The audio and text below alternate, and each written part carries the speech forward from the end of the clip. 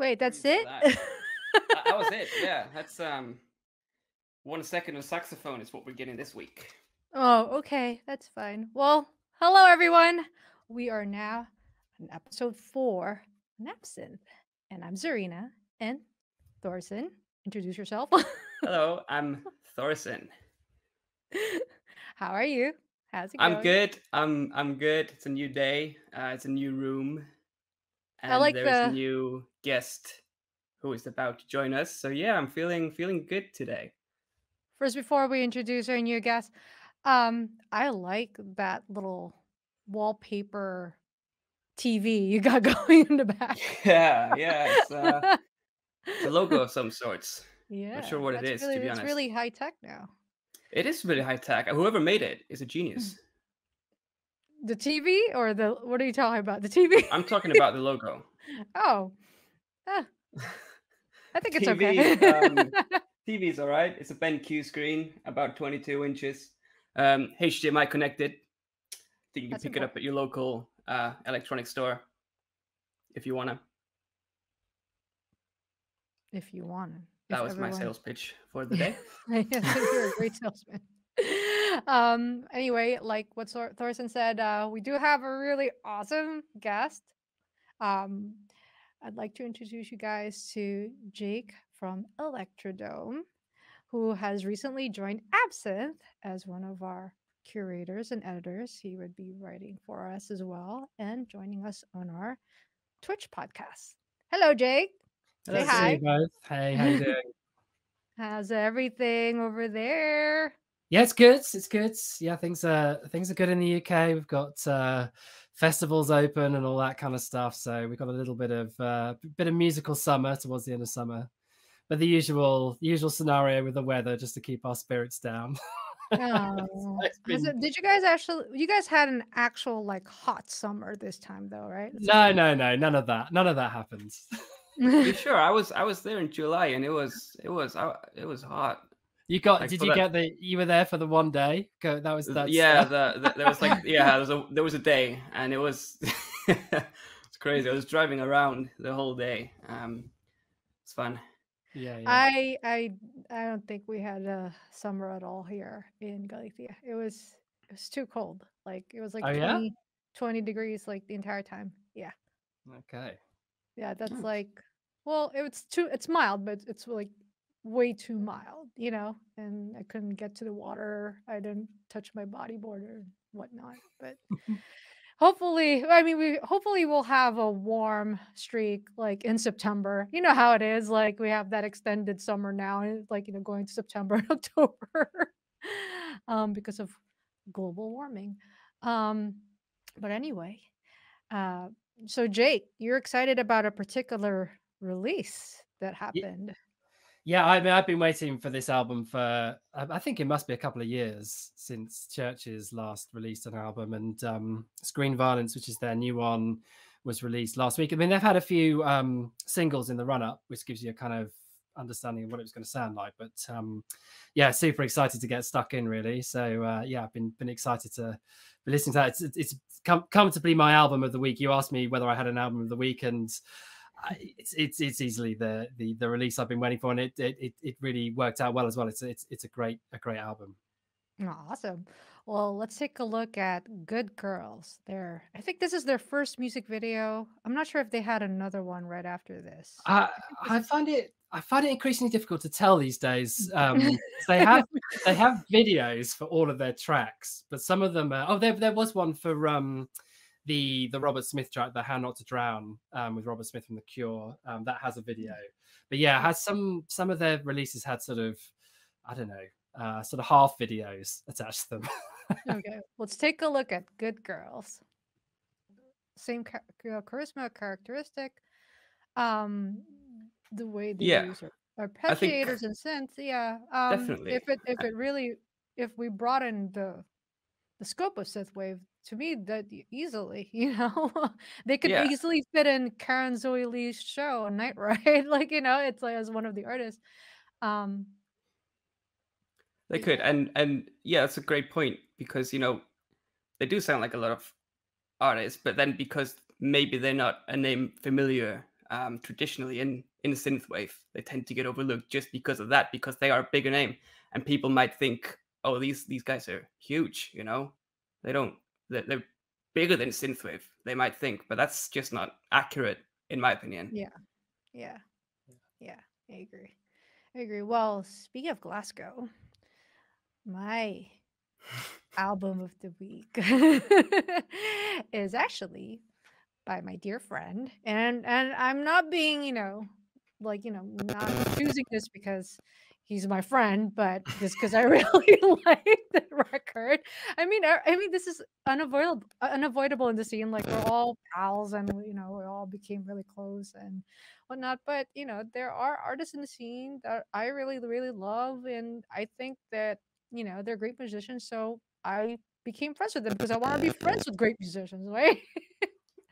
um, it's Michael Oakley's Odyssey, which he released this a couple of I think a couple months ago, and I thought it was a really fabulous record. I don't know if you guys got a chance to check it out, but he definitely kind of expanded outside of the general realm of synthwave, and he kind of went more 90s, and it has a lot of it has some Peter Gabriel, like some Genesis, kind of globally rock vibes into it, and I really, really like his songwriting. And actually, I did a review of this record, and I said Odyssey is refreshingly transcendental in nature, and it thrives in its inherent intellectualism and songwriting, while still charging along with its tasteful and modern choices and soundscapes. So I thought he did a great job, kind of showing his growth, like as a synth artist and just a general musician. But I don't know if did you guys get a chance to see that or check out that record? Yeah, I do love everything from Michael Oakley, to be honest, but that that album is no different. It's like you said, it does have kind of a 90s vibe, and I do really like it, and I like him as well. He's funny he's guy. so funny as well. He cracks me up every time, and he's just awesome. What really struck me about the track we're about to play when I listened to it was it has a bunch of sort of synth-wavy elements in it. Some of them are quite easy to reference, but that the songwriting in it is amazing. I mean, it's beautifully written. You've got these amazing kind of intertwined melodies that come in, and like a lot of really great songs, the fact that the soundscape happens to be that sort of 90s synthy sort of sound doesn't really matter. They could be guitars, it could be violins, they would all work with it because it's such a beautiful song. All right, let's take a look at the Glasgow song by Michael Oakley with Dana Jean Phoenix.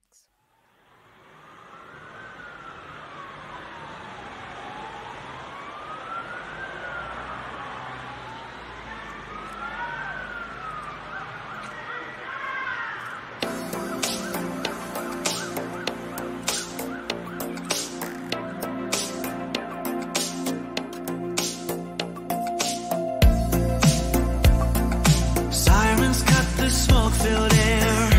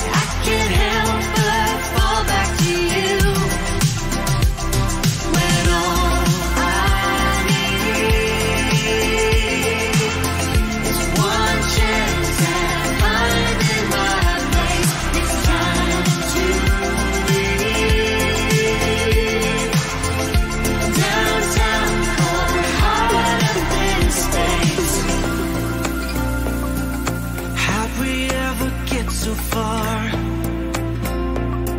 with mantras that don't reach the stars, don't reach above your station, but my heart just longs for action. Some days there's more hate than love, for the life you've got and dreaming of. Sometimes I see Georgie Square and the bus commits song, just you and me, the empty street and the long way back. If there's a chance that I'm gonna take it, I tell myself I've nothing to lose, but every time I leave it for something, I can't help but fall back to you. When all I need is one chance at finding my place. It's time to leave downtown, cold heart of this space.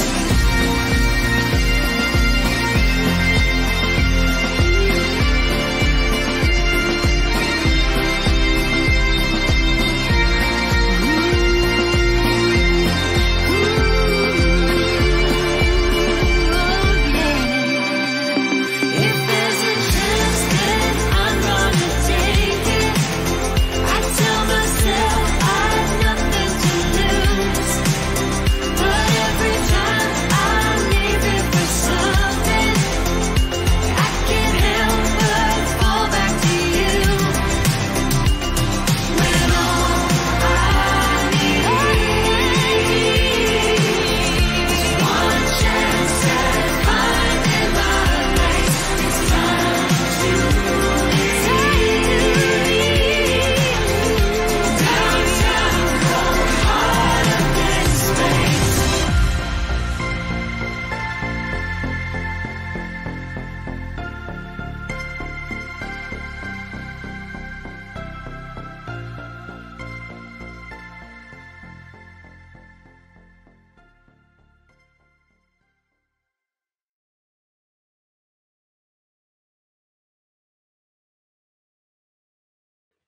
Lovely, lovely stuff.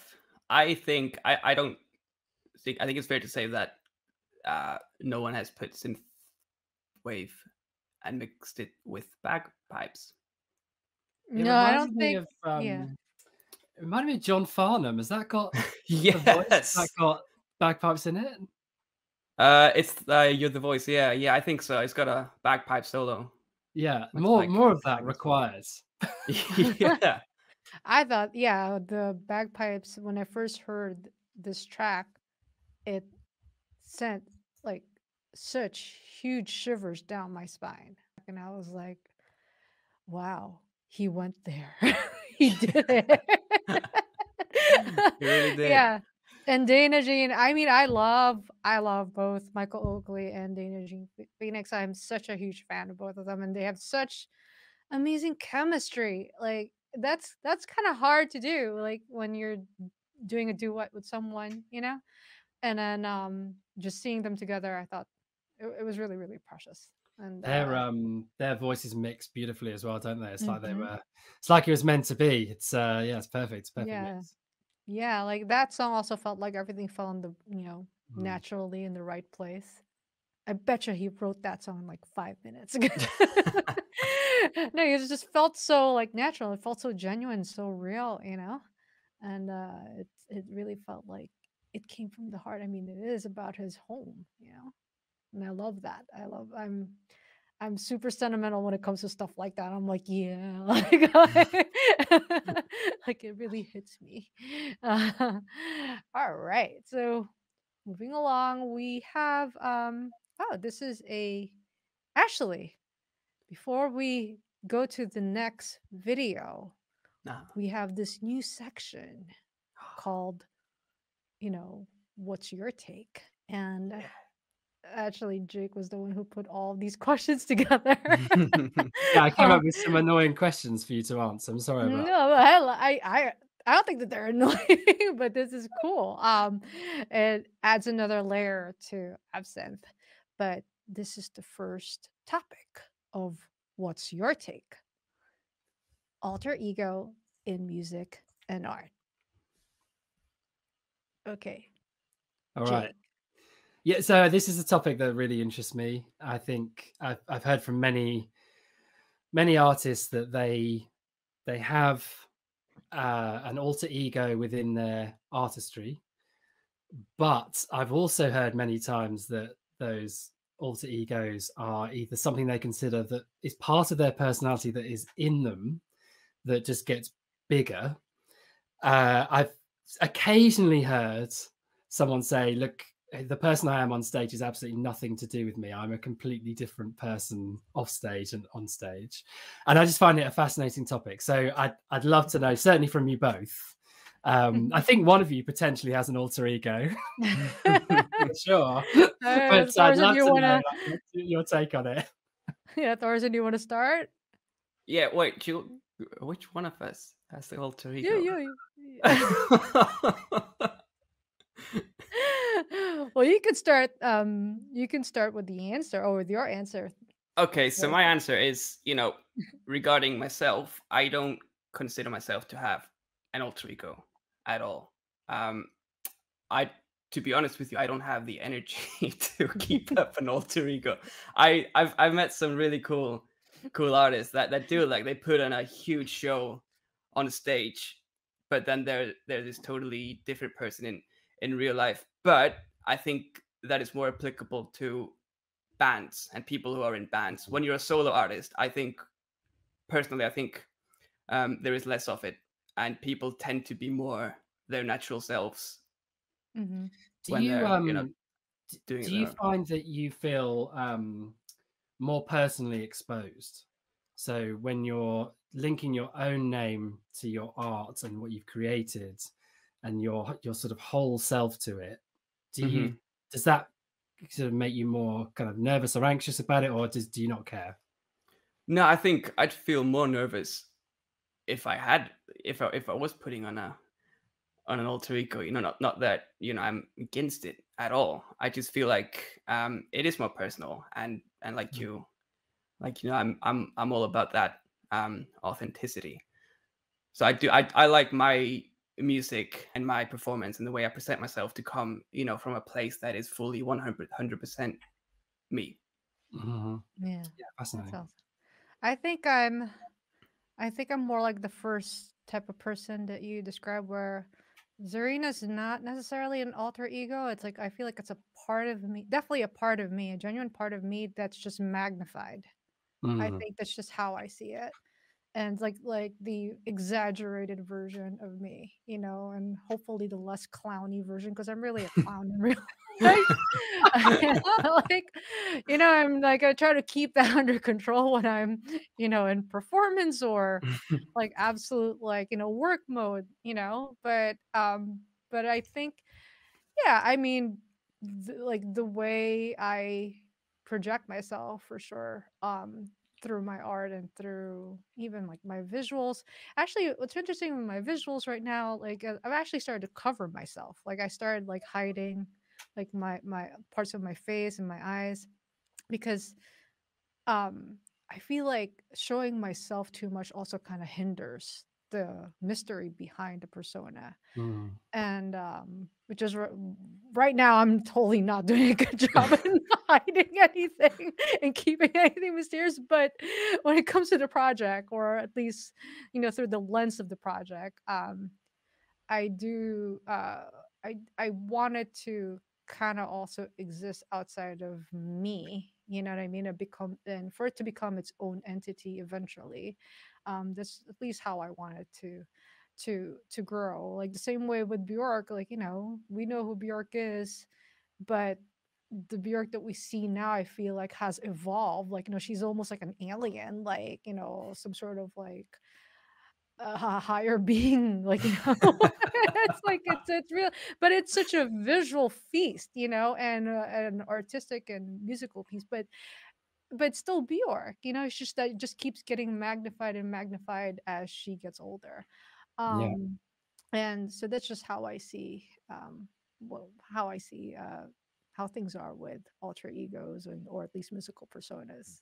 Yeah, it's super interesting. Yeah, you're right. Actually, that's a definite trend, isn't it? The Grimes Bjork thing, and there's a few others as well, where it almost feels like it's someone from outer space who's kind of Yeah, uh, I think it's just the art trend right now because yeah, like the digital world, digital art right now is doing so, it's just everyone, it's doing so well because of NFTs and all that stuff, and it really sparked that trend. But I feel like, interesting with Grimes and Bjork, I feel like they've always been like that though. Like I yeah, always yeah, yeah, felt like they have that, like the Grimes has that alien fairy type of or sprite type of uh visual element to her, and actually she started creating like an avatar to replace her, so we see a lot of Grimes avatars now that looks like a little alien fairy. Whereas yeah, Bjork, she's been covering herself and covering her face with like all of these beautiful ornamental, like, alien like aesthetic. But I feel like that's always been Bjork. Like yeah, that hasn't really changed. yeah, But yeah. yeah. Super interesting. All right, okay, It that's does, great. yeah. Just it does feel a bit more of a natural progression doing it that way, like you're saying, than to do it the other way around. To me, to start off like super mysterious and then starting to reveal more. Yeah, or magnify parts of yourself more. Yeah, yeah, yeah. Exaggerate it. Yeah. And then Exactly. and somebody actually told me this, like the very, like when I had my first band, actually, when we were actually pitching our first demo to some record labels, and one of them said, one of the A&R guys said, was like, you know what, like you guys have something great going on, but what's the exaggerated version of you? And that's what we want to see. And I felt like that's stuck with me for the rest of my life. I'm like, yes, like, who am I, and how do I project this, like, what I feel inside? Because it's true, like, we all have an idea of who we are as people, as artists inside our heads, but that's not how we're exactly perceived by everyone else outside of ourselves, right? Like, and everyone perceives us differently depending on the person and depending on how they perceive things. Yeah. But when you create an amplification of a certain characteristic, a certain persona, I feel like that it's almost like a caricature, and that becomes more memorable, and people Mm. get it right away when you do project like a very, very strong, very, very magnified piece of your persona. um, Yeah, super interesting. Yeah. It is interesting. It's also psychological, and we could It talk is, about this. We could have like a whole episode on this, and just like pull up like all kinds of like references and examples of like, artists who actually do this and do like a social science project. yes, There you you go, definitely, Jake. definitely Homework would. for next week's episode. Oh, I think the forthcoming 3-hour episode on alter egos that's 100% happening. I think it'd be cool. Charge your phone battery. You're gonna need all your phone battery for that one. All right, let's move along. So this next artist is Thorson. Actually, it's a band. It's a band. It is a Thorson. band, yeah. Yeah. And Like this I realized that we've done 3 episodes and I haven't yet showcased an Icelandic artist, so I thought I'd get on that this week with Vök. There they are. one. They look super Cool cool. band. Yeah, they are super cool. Yeah. I've seen them live at the 2018 Airwaves, back when I was performing at that. And their live performances are so on point. Like, they are one of the tightest bands. Their saxophone player. Mhm. So he's not just a saxophone player, he also does drums, and he's doing it all on stage. So he's switching between all these personas, if you will. Oh, that's cool. He's kind of like the Johnny Greenwood. Yeah, exactly that. And yeah, I always wanted to be like a Johnny Greenwood for a band. Like, I play like a million instruments. Like, I don't have to be the front person. I'm happy to do all the instrumentals in the back, and you're just running around like picking up random instruments, like depending on what section of the song comes in. I think that's cool. It is really cool, and it's the it's the person that people tend not to focus on, but I just get so infatuated by it, like the level of multitasking and being able to do it all so spot on and in time. It's magnificent. I love that. Actually, I do. I get obsessed with that. Like, I pay attention, like, like what's happening in the background details whenever I watch a live performance. I think it's really fascinating. Yeah.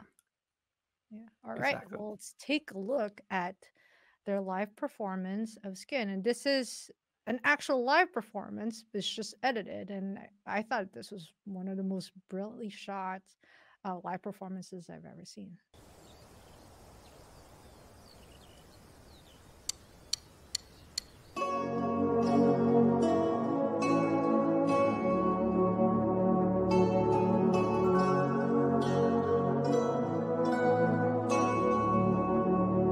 There's something in the water, there's something in the way. I wanna get further out of this cold and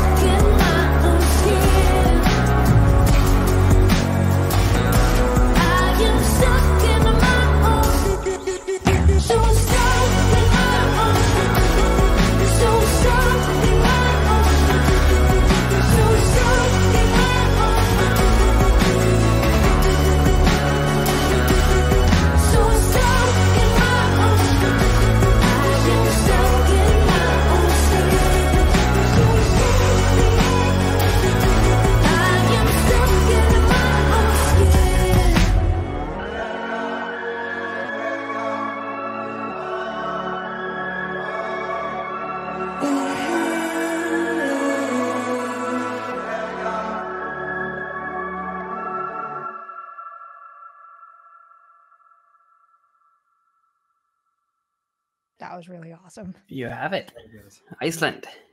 I know. I want to go to Iceland so bad. Yeah, you should both come. We'll go to this exact place, Reyðhólar. It's called where they shot it. Oh, It's it incredible. looks like Funny thing.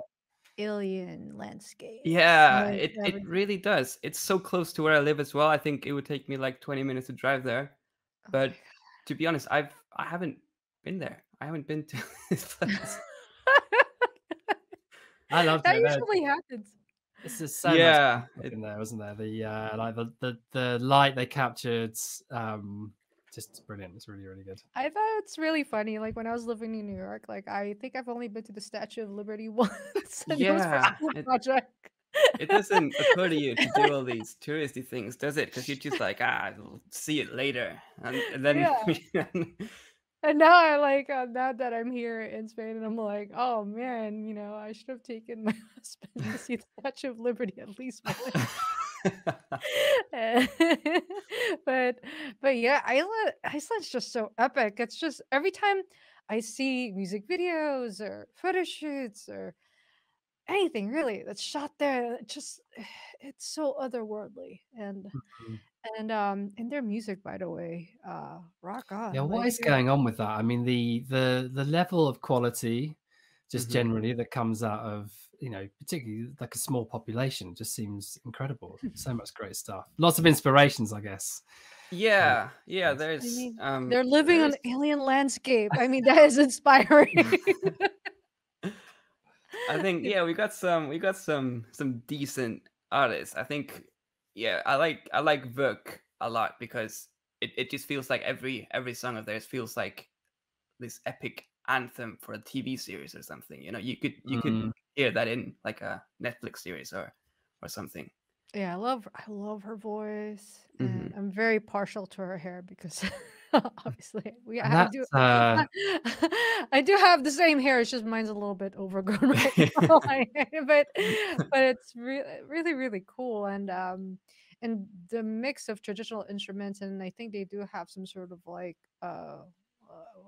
synthy soundscapes happening in the Yeah. back.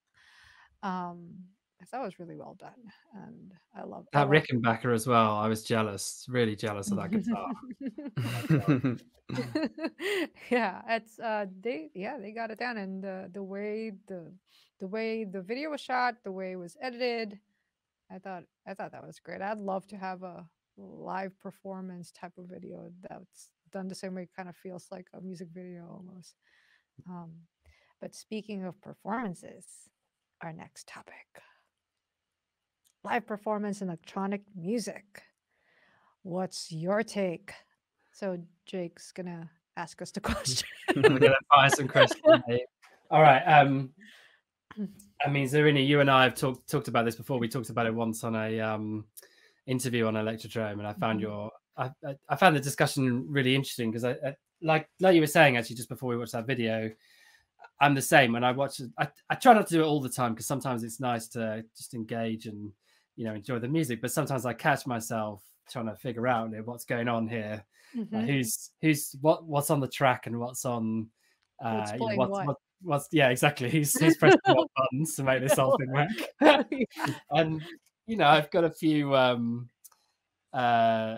friends who do more extensive live performance, so they're doing video plus Ableton plus tracks plus guitars and drums and all that sort of stuff. And it's funny, some of the things they tell me, like one of them tells me our drummer is like the Terminator. He's got his SPD pad, he's got like his elbow hooked up to something that triggers something at a certain time.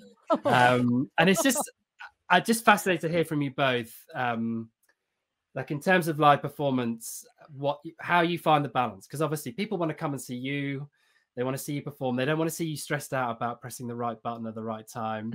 But on the other hand, we all want it to sound good and people want it to be live. So I'm just intrigued by the balance really and how you strike it. Yeah, Tarzan, do you want to start or do you want me to start this one? Yeah, I'll go. The balance. I think you never truly get over that fright, that feeling when you're about to go on. I know I don't even want to think about what it's going to be back going out there because it's been well over a year now. I think I'm reaching the 2-year mark actually not doing any sort of live performances. And yeah, it's nerve-wracking. It's excruciating going on there. You get like I get a bit of a sick feeling in my stomach because I'm But I'm a that's the bit of best an part, though. yeah. I like that feeling. It's good. It's a good feeling, especially like it's not. I don't particularly enjoy it, while it's happening, while you have it. But once you're, on there and you're through kind of the first couple of songs, that feeling turns into um enjoyment and excitement. I have a question though. So, have you? I've seen you with your saxophone performances, and I know you just go up on stage and play the saxophone straight up.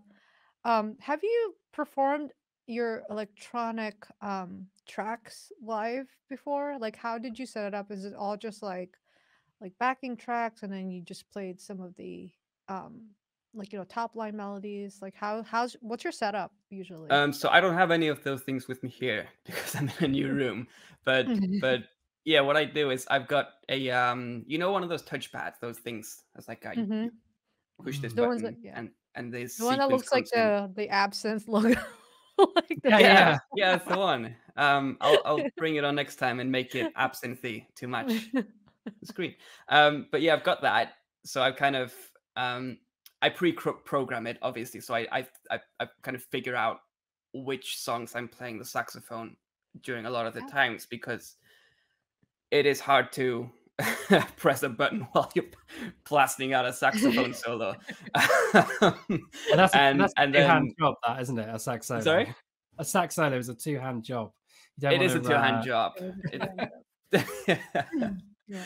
and yeah, I got my trustworthy DO5 synth as well Mm, that I fiddle on cool. in between. So I've got these three things, and usually what I do is because I always collaborate with different people. So I bring in sometimes when I'm in a good mood, I'll get like various guest singers to join the actual original singers if they're in the area. I did one of those 2019. That was super fun.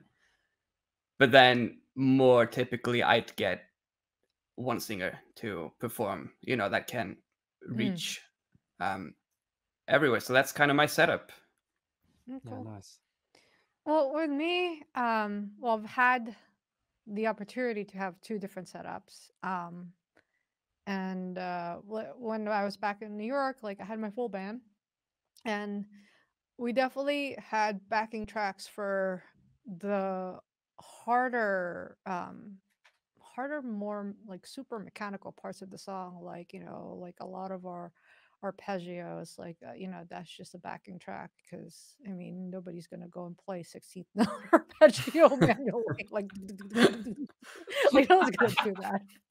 Like that's just ridiculous. The guy with the Um, very muscly finger does it. or Could like, do like the or other one, so I you have mean, like a you backing can. track of I every other note, and mean, then you can. I mean, we like you can have an arpeggiator, like just hit it hit the button, and then it will just turn on. But but so it's more worried about because a lot of it's bass arpeggios, and that has to be super seamless and solid. And if we missed one eighth of a note on that arpeggio by pressing at the wrong time, the rest the rest gets screwed up. So It's certain not worth parts, it. it's not worth it. It's just like certain parts that will keep us solid. So we were actually we were a large band. We were a five-piece band. So we got including me, we're three synth players. We have a lead guitarist and then we have a drummer. So and our drummer, he he's a solid drummer, so he just kept us like together the entire time. He listened to a click track, so he plays to a click track and we follow him, along with the backing tracks, the bass backing tracks. And then yeah, a lot of the not ARP, sorry, pads, we do that manually. And again, any complicated layers and textures that we definitely don't have the manpower to execute on stage, those are just all backing tracks. But all of our top lines are they're all done live, like a lot of the guitar parts, the guitar leads, that's all done live. And for sure vocals are all done live. I do have my backing singers as in the track. um Yeah. for the big choruses. Yeah, I mean, I think that's fine. Yeah, if it was up to me, yes, I would get four more vocalists with me on stage.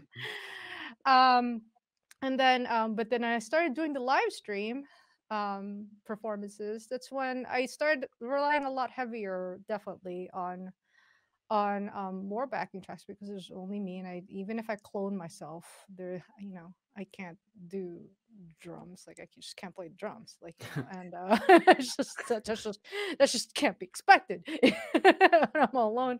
But I do play a lot of the complicated guitar parts. I'm not gonna say I'm like Demi K. I'm not like, like a master shredder, but my guitar parts, I write them so I could play them on stage.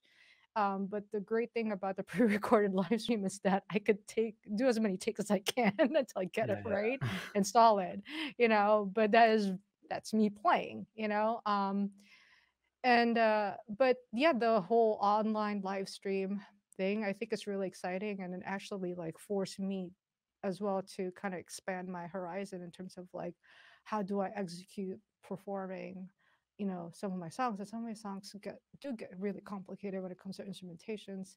um but yeah, but I've also seen performances nowadays where just it's almost like 100% um backing tracks except for the vocals. And I Yeah. actually I saw FM 84 Ollie Ride and play with Jessie Fry a couple years ago, and then she was all alone, and she performed so beautifully and so well. And then it's she didn't have a band, she was just there on stage by herself, which is, I thought, was really cool too.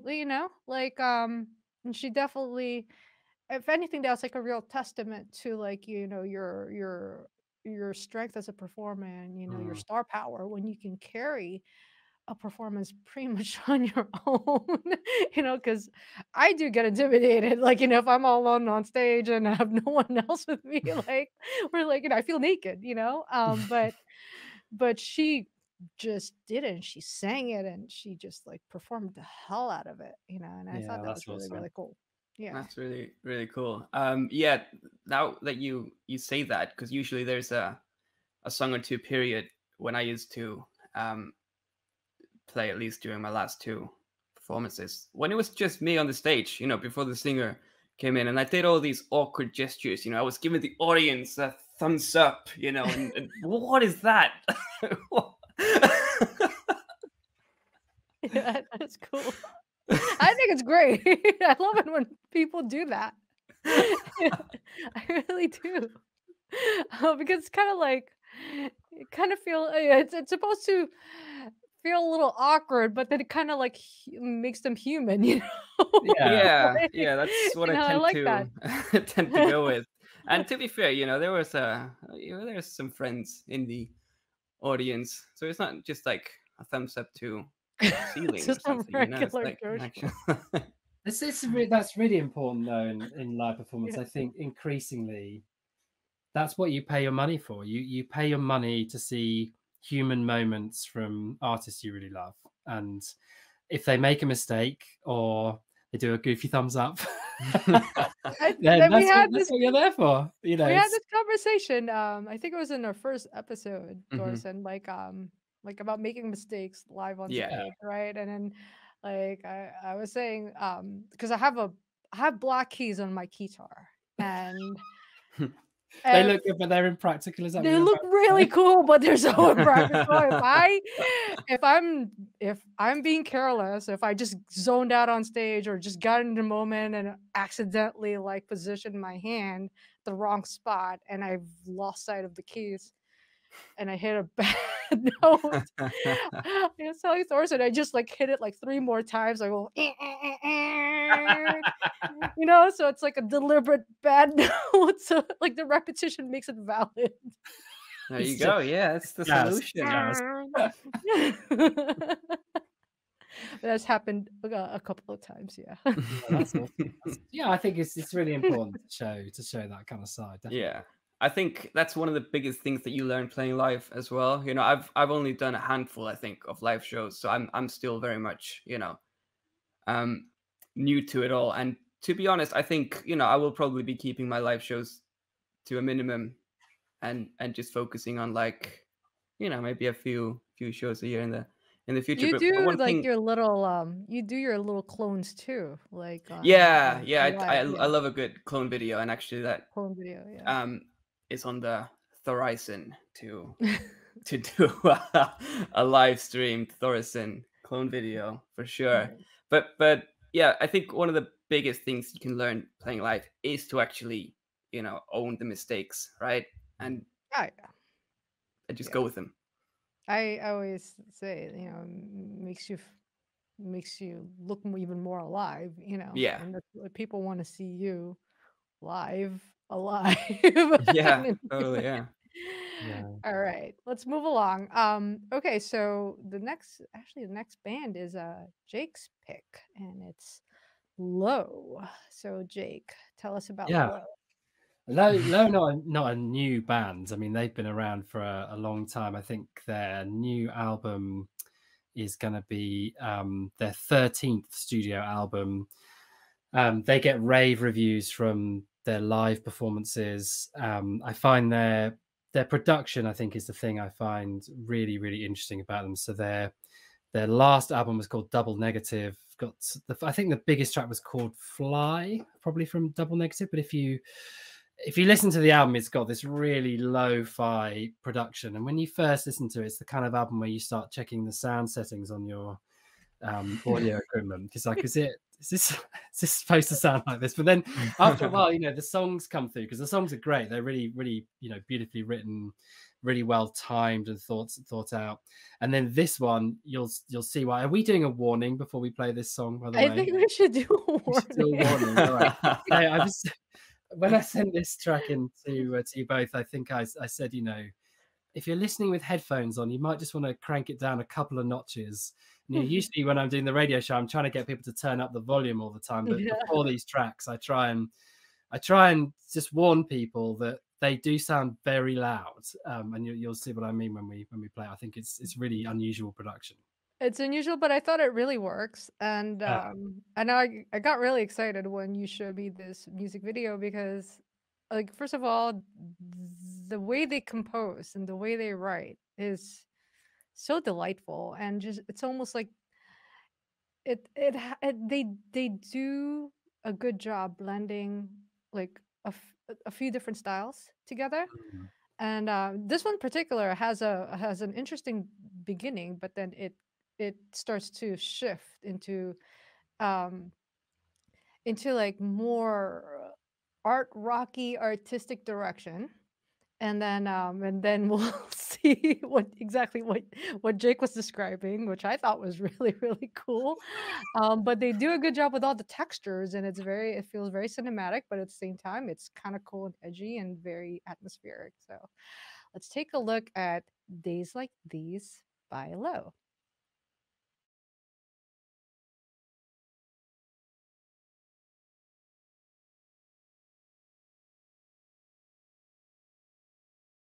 When you think you've seen everything, if I were living in days like these, and say you only take what you bring, maybe that's just the way they speak. Knowing I would do anything, is it something that I can't see? Everybody just chased by dreams. That's why we're living in days like these again.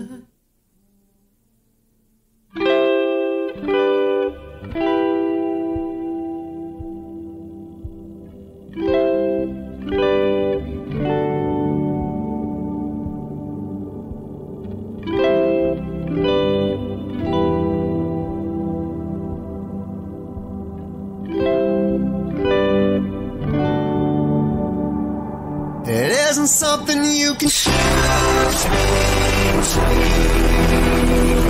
It isn't coming in twos and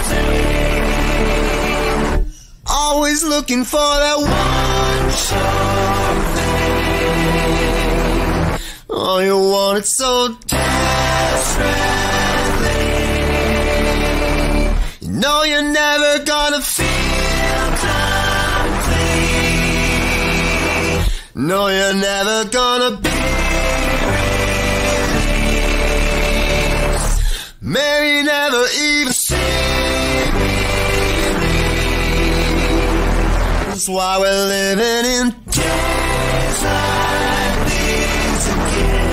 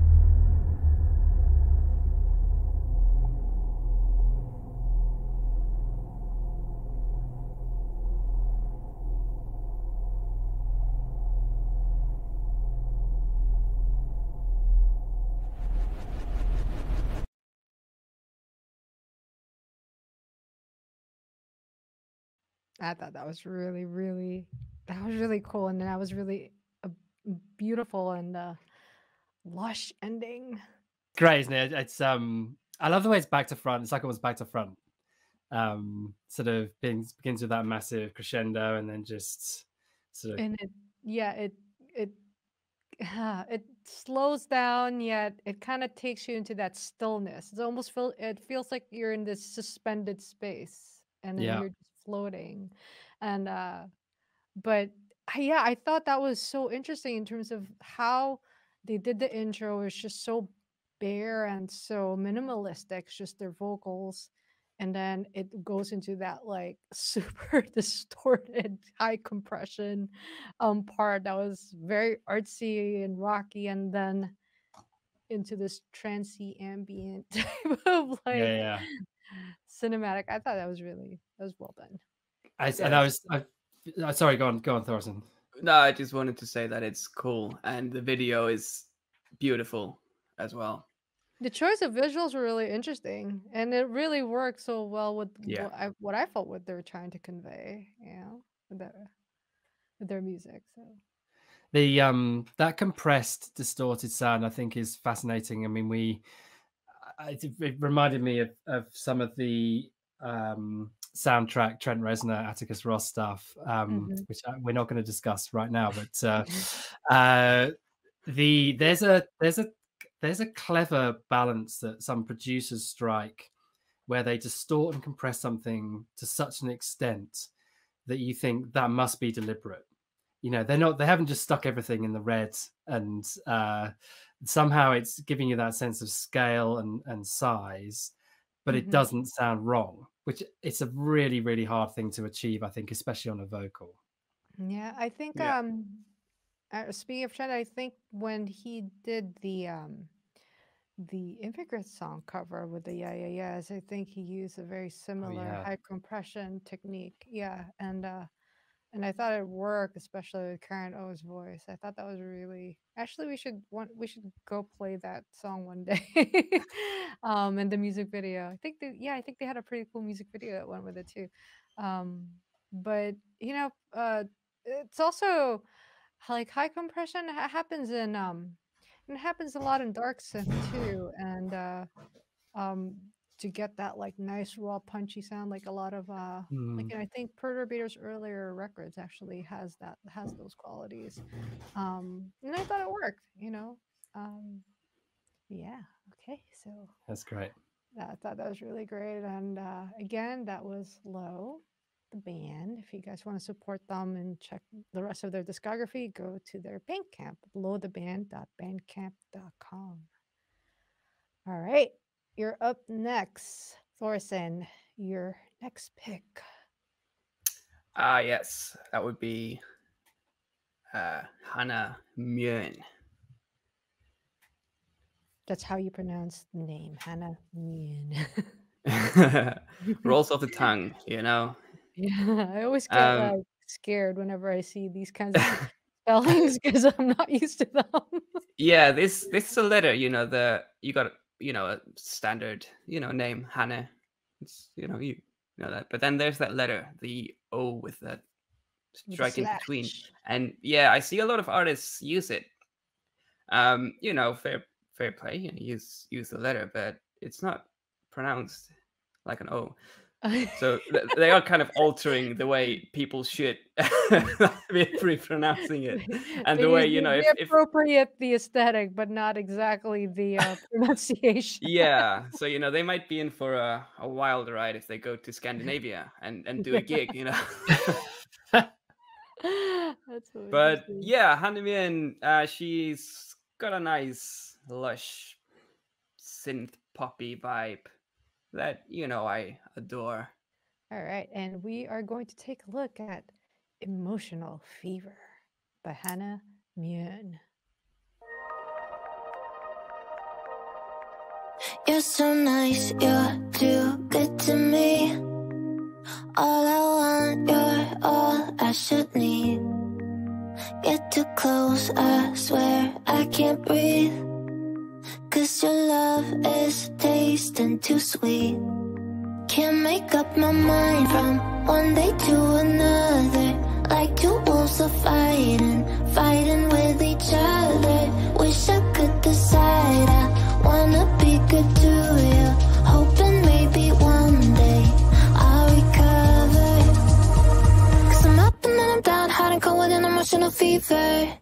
You're all over me, I can't stand the heat, and then I'm suddenly freezing. And when I think you're the one that I can live without, I just wanna leave you. Got an emotional fever, got an emotional fever. When I look deep into your eyes, it's like I see the rest of my life. Then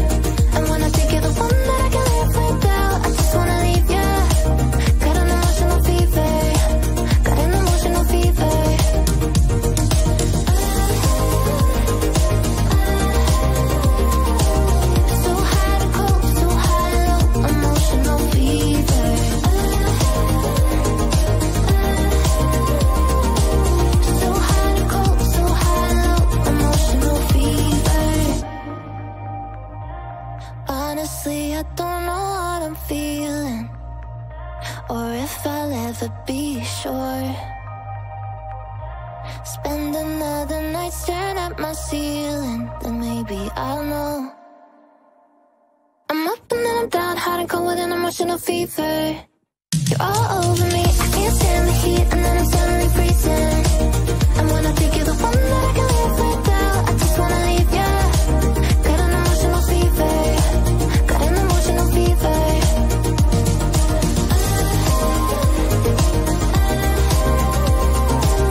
So hot and cold, so high and low, emotional fever. So hot and cold, so high and low, emotional fever.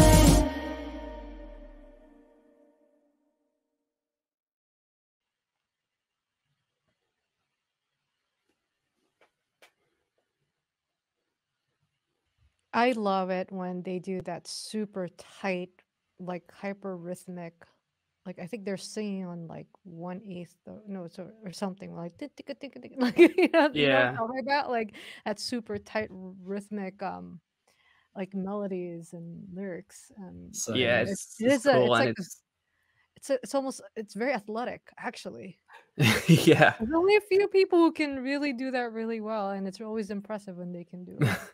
And she's one of them.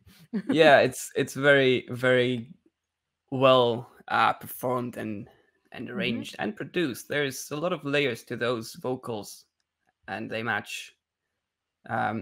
nicely together. I think she's got a vocoder in there as well. Yeah. There's a lot of fine details that make the track great. Yeah, I really enjoyed that one.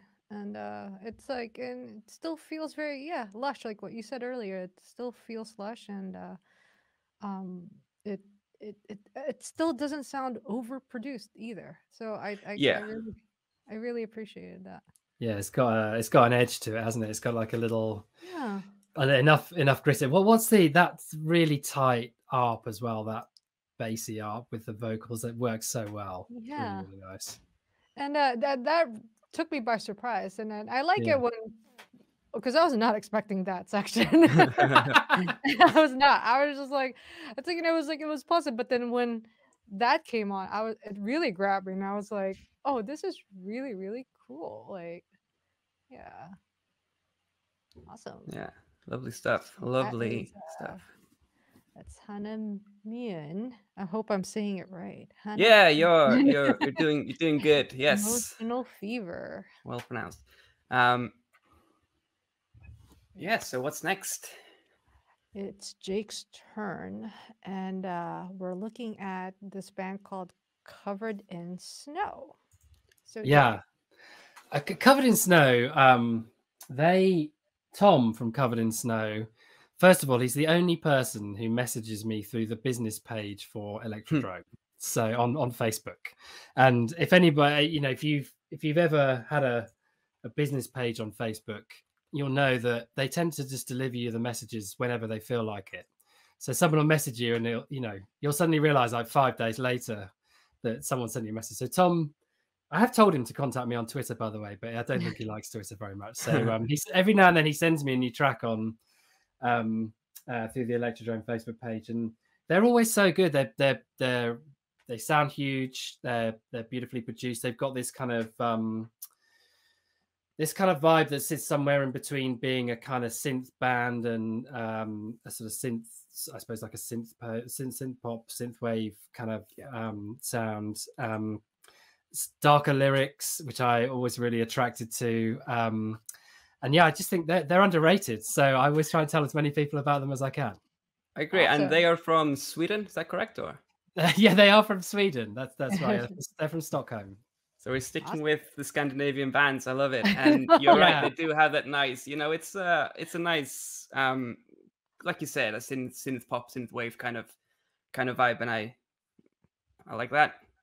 All right, Yeah, and I let's think take now you've mentioned it as well, that when people start using specific letters from a language, you know that somewhere's cool. So I think all these Scandinavian acts, we're on the right track.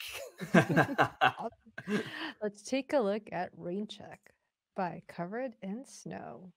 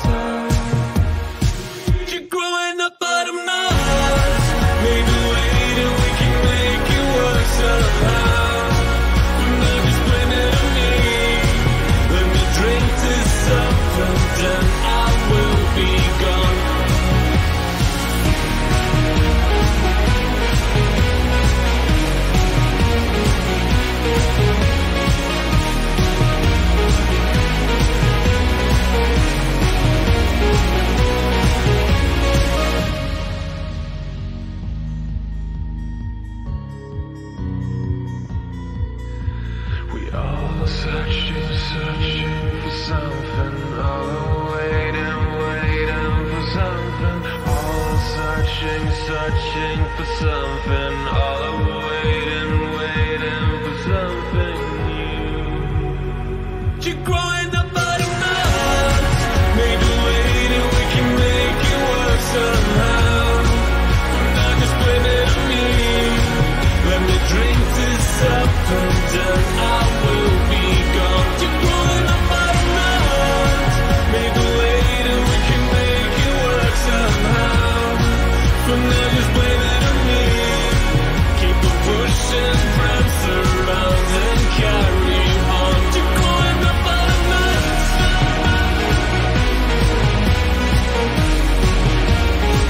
You're growing up out of nuts.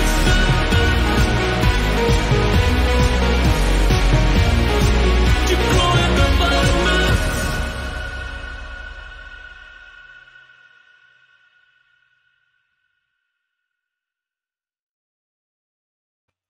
So that was Covered in Snow.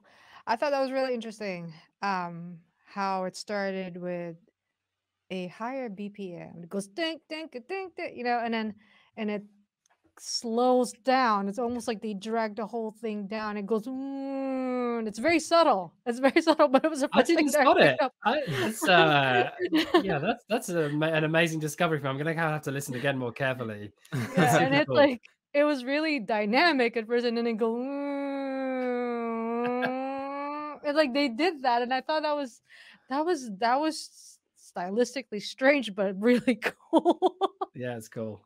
Yeah, I don't know, Thorson, did you notice that? Was it only me? Like, to be honest, no, not until you mentioned it, and then you kind of go back and think, huh, oh, yeah, there's something there. But yeah, Yeah. that's a good spot. And Yeah, it I just thought like so it's the too. kind of thing that you just like, I don't know, just adds to the whole experience, I guess, of listening to it. It's so unique, and I am such a nerd for stuff like that. Like I do play with my BPMs where like I would start with like 130, and then by the time I get to the final section, I'll bring it up to like 140, 145, and Ooh, it adds that's a punch, yeah. yeah. Especially like right after a crescendo, like go like you take it even further. That's really cool. I've not really experienced too much of that, but it's a cool concept, and It's yeah, it's a when it cool works, fun it trick. really really just gives that extra edge to that final chorus. So And yeah, then once you start playing with stuff like that, you get so sensitive to BPMs. You become like a human metronome. You're like perfect pitch. Well, you got perfect BPM sense. BPM, like that is like 137.5 BPM. Like, I think it's cool. I have a friend who's a fantastic drummer, and I swear he's like a human metronome. He's like you're speeding up by half, by half a BPM. I'm like, no, I'm not. And he's like, yes, you are. And I'm like, it's a half a BPM. Do you think? I mean, drums they're difficult to play. Would you think they're like up there with the hardest instruments? Because you have to be on it. Like it's an effort. It's like going to the gym, for a whole, Yeah. and not just any I gym, like a power CrossFit workout.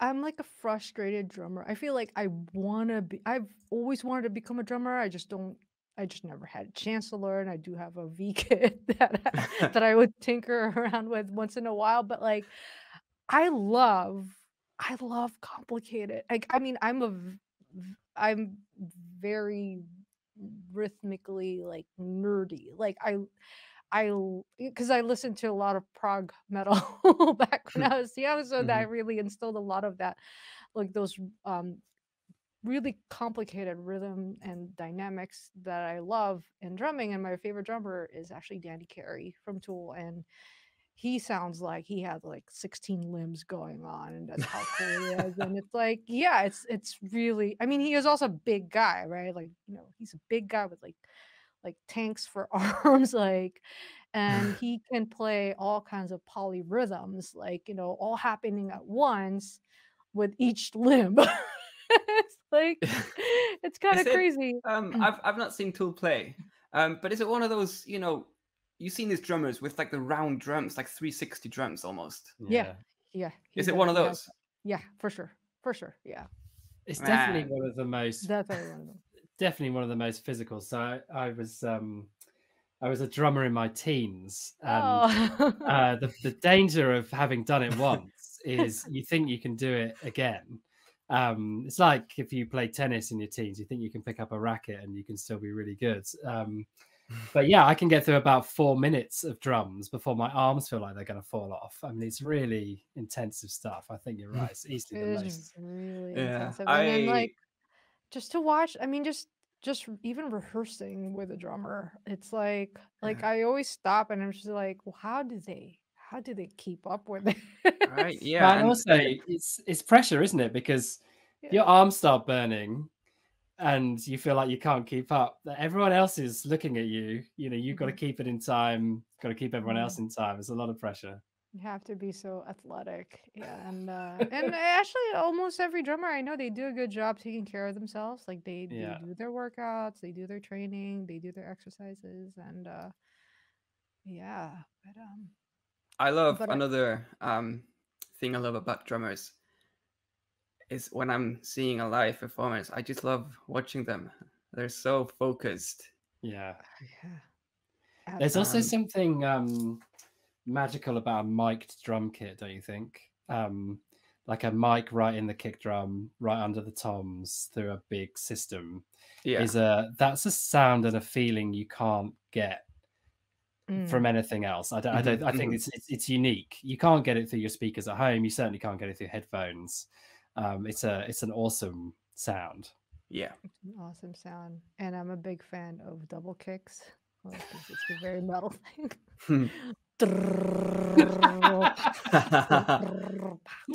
It's like it's just I Very don't know. cool. When Yeah. I'm producing my like when I'm working on my record store, I do all my drum programming on MIDI, and that is like my favorite thing to do. And I always like try to put on my Neil Peart and my Danny Carey hat on, and for sure I fail miserably sometimes, but I try to make it work, and then and I feel bad for Von Herzog who does all my mixing, and he's like, you have a wall of like kicks going on, you know, and different sections doing different times, like throughout. Because I just I try I do some the regular four on the floor backbeats, but oh, I just love a good rhythm section that's just Mm. so lush and complex and just really drives the Yeah, entire you do performance. put a lot of thought into your drum programming. I do, and I put a little too much actually, and I should actually like scale myself back. Is there a thing? Is that is it? I do. I don't know. Like, I bet I feel like that's become the sound for this project. They're like, Zerina doesn't do four on the floor.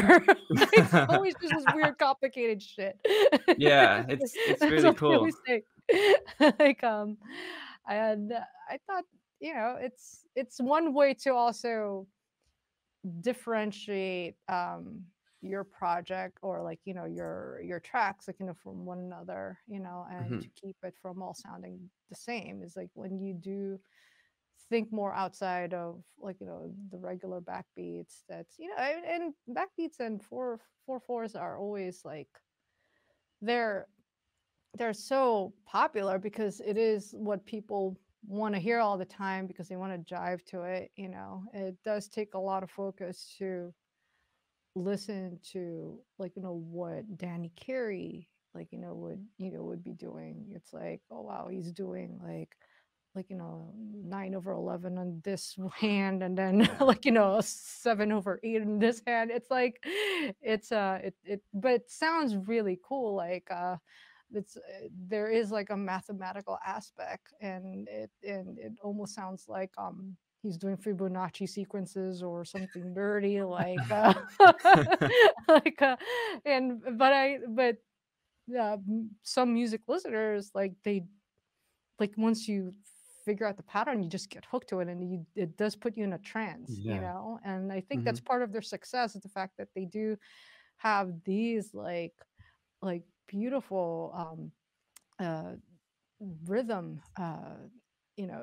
drum patterns that are just so complex, but then but they all fall into place and they do create that sonic trance, and that vibe, and it just it's almost like listening to uh how like in certain cultures they have like gamelons and like these wonderful polyrhythm sections, and that really puts you into a trance. So, sorry, I get really passionate and I get really nerdy when it comes to these things, and it's just Do one we of the need things I another love to 3 do. hours on drums? We think can do another 3 hours on 3 hours on drums. drums. For sure. We could have some guest drummers along the way, I think. We should. We definitely should bring That'd be people awesome. in.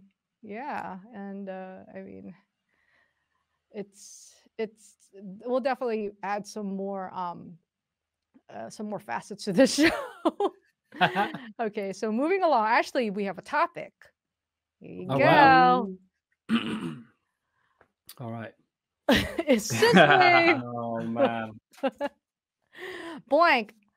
I Ooh. left it blank because it's taboo if you fill in the blanks. So I think the sensitive way to ask this question is, what next for synthwave? There you go. Do Well, either of you have an opinion on that topic? I'm just gonna say it. I don't think genres die, and I don't think synthwave could die or is ever dead or could, ever go away. And I actually did write a piece on this when I did the Time Cop interview, and also when the G released the record, his full length record, I said that at least based on those releases, I feel like synthwave is just moving into a classic space. It's just, how jazz doesn't die. Like jazz doesn't die, and other musical genres don't die. Like they just enter that permanent shelf space. And I think that there will be, and there are core, like super core classic synthwave acts, and some of them are the pioneers, like FM Attack, which we interviewed, not interviewed, which we featured at the other show. Yeah. They're entering that space, where they're just classic synthwave musicians or synth artists. And the way I look at Vangelis, Vangelis is like he's like the godfather of a lot of synth music that we hear right now. Did he die? No. Does his music die? No. Like he's Vangelis. Like he entered a classic space, um and I do believe that the rest of synthwave will just continue on evolving, and I think it's part of that whole new electronic music universe, and I think it is its own universe. And we're going to see a varied spectrum in the synthwave space, where there's the dark synth, and there's like more of that synth poppy, like they call it pop wave. I don't even like they have all these micro genres in synthwave already that I've lost track. um and then there are those like me who are even further out in the outskirts, who do a mix of dark wave, industrial, post punk, a little bit of goth, which are also still part of the 80s musical spectrum. Wow. And I think it will just keep on evolving in that direction, where we will see other flavors on synth-based music. And part of the reason why I started Absynth is because I wanted to help expand on that vocabulary and have more people talk about other synth-based music. One of my favorite subgenres of synth-based music is actually some people call it death beats. I call it progressive synths, but one of actually a big artist like Lauren actually started that whole vibe. And with Acid Rain, I think that's a beautiful, like, masterpiece.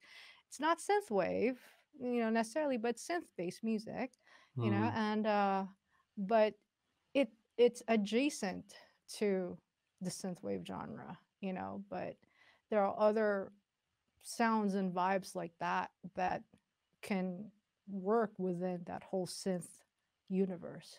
Yeah, for sure. That's my piece. No, it's super interesting. And I think one thing that's been really interesting to observe, there are still people who are having a lot of fun with synthwave. I saw a comment, I think it was Wave Shaper, and if you listen to Wave Shaper, Droid Bishop Records, they're doing stuff. There's key changes. They're speeding up, slowing down. They're using a lot of different tones. They're chopping the records up in a lot of different ways. It's very reminiscent to forms of more advanced electro or tech house music, where they got out of the habit of just doing build up, breakdown, and into the habit of making it really interesting music to both listen to, but also to dance to, because you don't know what's going to happen next. And I think there's definitely that. The other thing I think, yeah, I totally agree with you on the classic sort of aspects of it. Once you've identified there are a bunch of synthesizers that make a lot of cool noises, and they are classic models, and those classic sounds can be identified. It's not massively dissimilar to what you have with guitar music, where certain guitars sound amazing. A Gibson Les Paul is just an amazing sound through the right amp. A Rickenbacker is an amazing sound for a different reason. Telecasters sound great when they're set up in the right way. And I think you have a very similar effect going on with synthesizers. And you can see, if you've only got to log on to eBay, they're certainly not coming down in price. That's for sure. So that side of it, the sound design, I think is really interesting. And then I had a little discussion in the week about if you're a DJ, what's it like to mix synthwave live? Like what tips and tricks do you have? Because obviously you can't beat match it like you would with house music or techno. Well, you could try. I guess you could try, but you'd probably look a bit silly pretty quickly, I think, because it's just hard to do. But what you have got is these massive ballads. Then you've got these big sort of mid-tempo RP tracks that just sound great through big speakers. Then you've got the choppy ones that are kind of, more danceable, a little bit more like, I don't know, trance or progressive house. So it's like a really broad canvas. And I think to say that it's moved to a point where it's not interesting anymore is just incorrect. It's still a really interesting genre.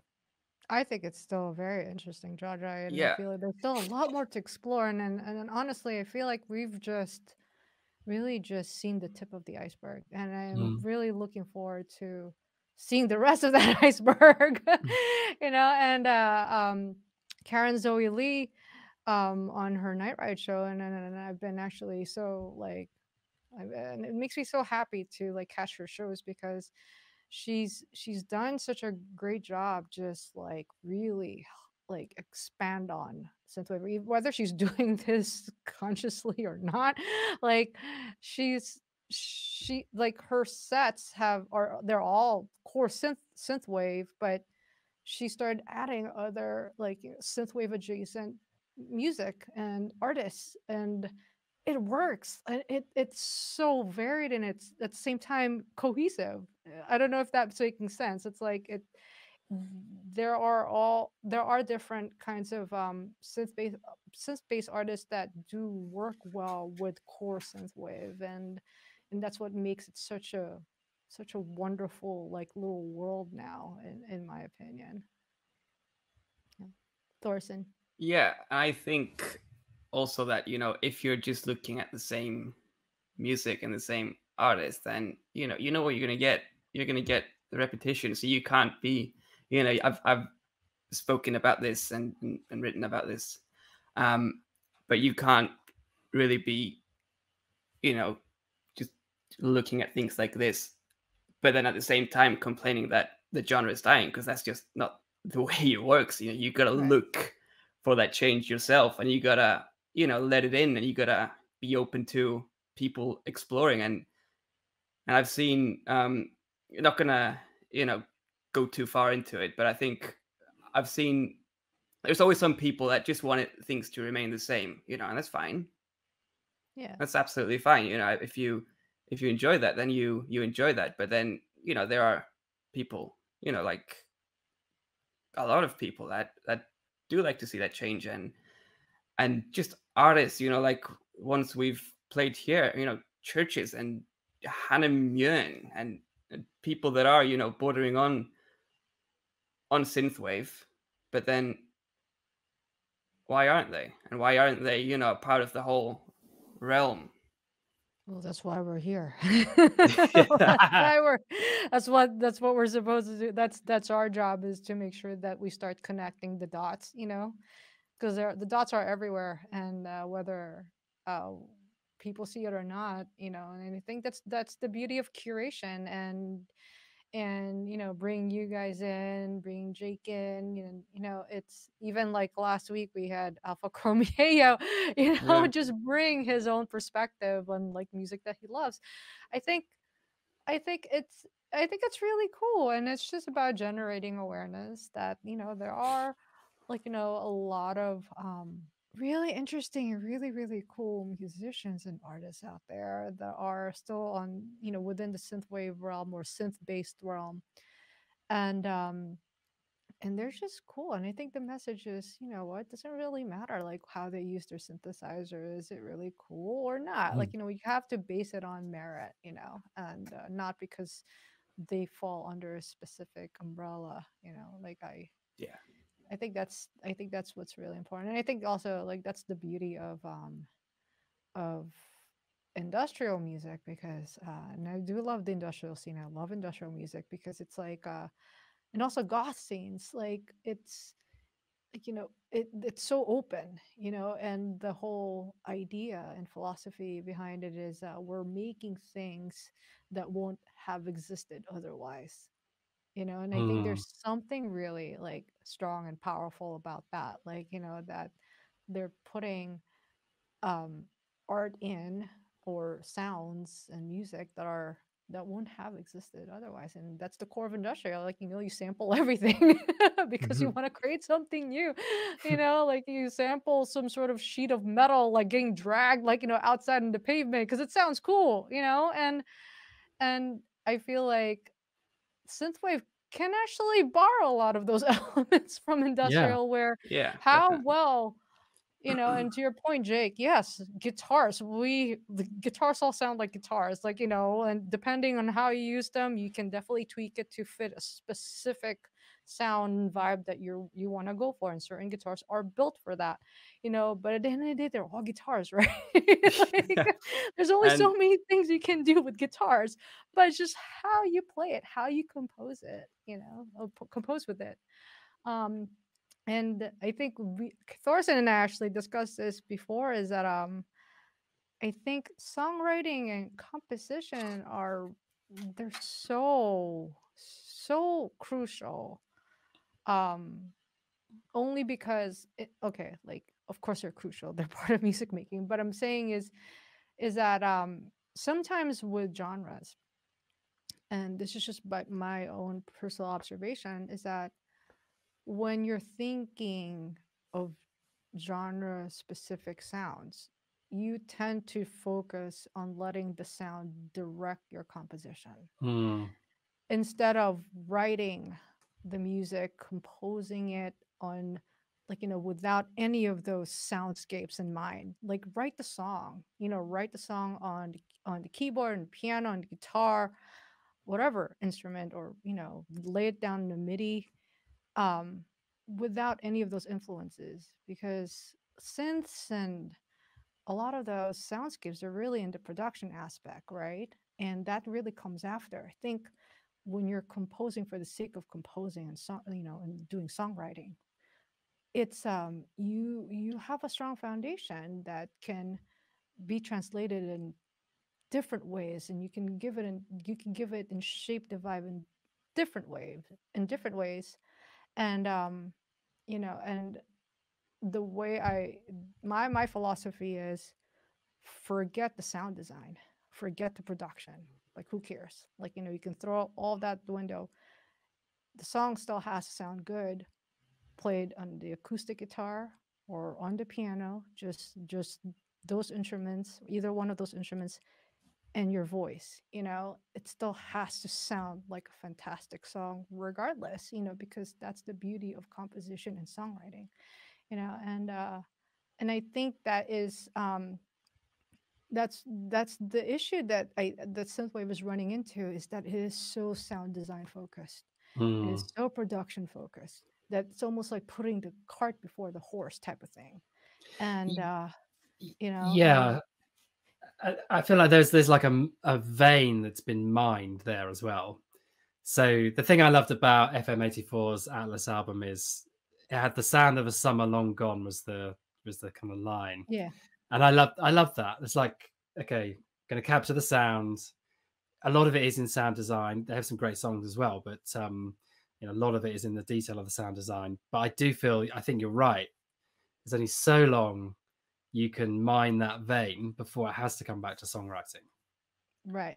And then, you know, by the way, you know, FM84, I love FM84. I think, like, you Oh, know, yeah. definitely, and I love both FMs, FM84 and FM Attack. I think they're both really amazing, very painterly synth Mm. artists, and they do carry out their compositions and their songwriting a very specific direction. And um you know, and but I think, yes, like, you know, what you're saying, that there's only so much that you can mine out of, you know, using the same arpeggiators, the same pads, like, you know, and the same uh presets that's in every synthesizer. And you know, it will take um a lot of like shift in mindset when you're approaching songwriting and composition to really break away from sounding like the genre. Does that make sense? It's like and I think that's one way to address it, you know, like, because when people complain, oh, they got all sounds the same, like, you know, well, because there's only only so many synthesizers that we can have. So Yeah. many, Yeah. oh, It so it many, so many chords and keys, like, you know, available to us, like, you know, to it does make sense. And you know, if yes, if you know, if artists just keep using each other's kind of references, and that, you know, we keep eating ourselves that way, then yeah, you're gonna see the repetition. But there's so much more than that. And like you said, you know, you can see, you know, who is really thinking about the composition and the yeah, arrangements, and who Yeah. is just, you know, playing a chord on a synth.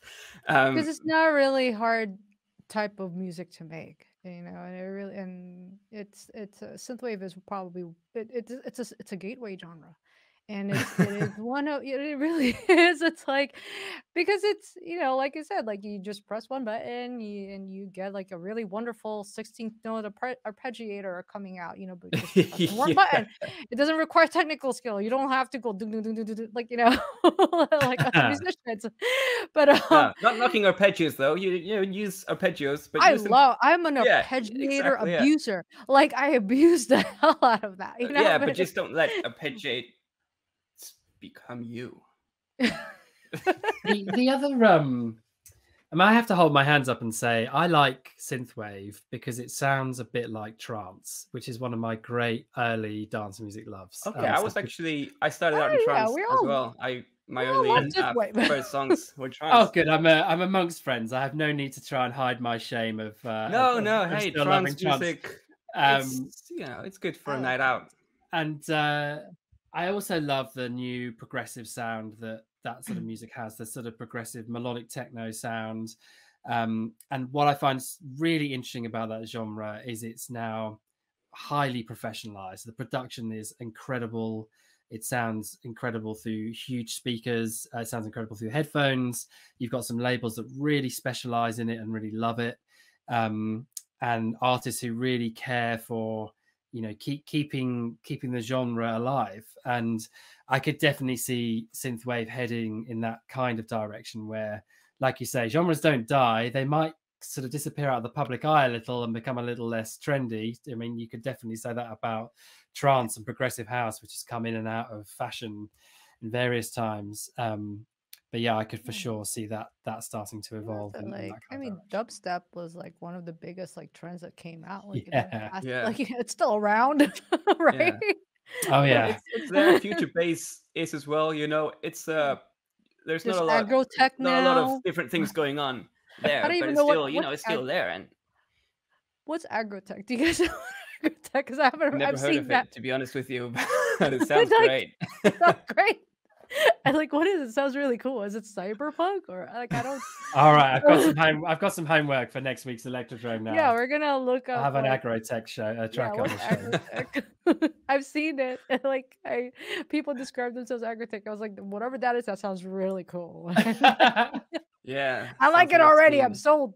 sold. Well, speaking of synthwave and artists that we love in synthwave, I'm actually really excited to show this one to those who haven't seen it, and I'm pretty sure a lot of people have already seen this, but I just really want to feature this because I love music films and I love it when artists just go really deep into the the whole music video world and music film world. And Moonrunner and Meg Mcduffee, two artists that I really, really adore and respect. They created this music video or music film called Streets, and to me, they're the music film of the week, if not of perpetuity. um, and it's really exciting, and it's really cool and cyberpunky, and then they've really went through such great lengths, and the production quality was really awesome. So let's take a look.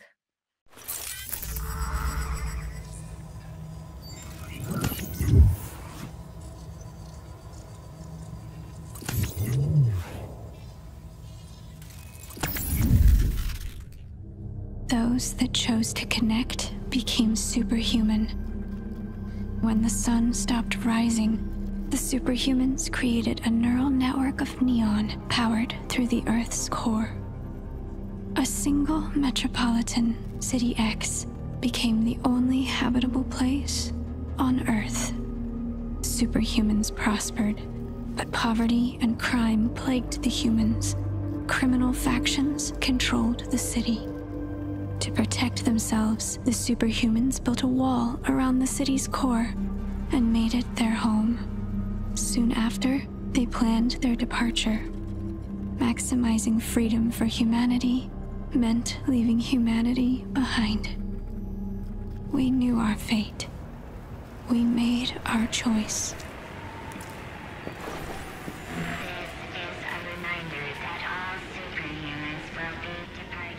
Goddamn machines. Can you believe this shit? We created the fucking things. That was a long time ago, Moon. I think this is it.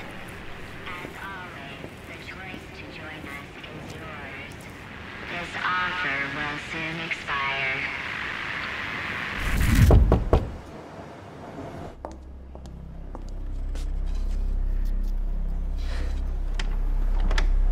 Mr. 83, Siren, we've been expecting you.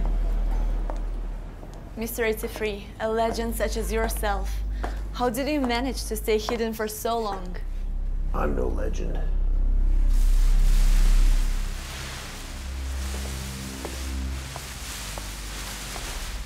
The sentient neural equation solver.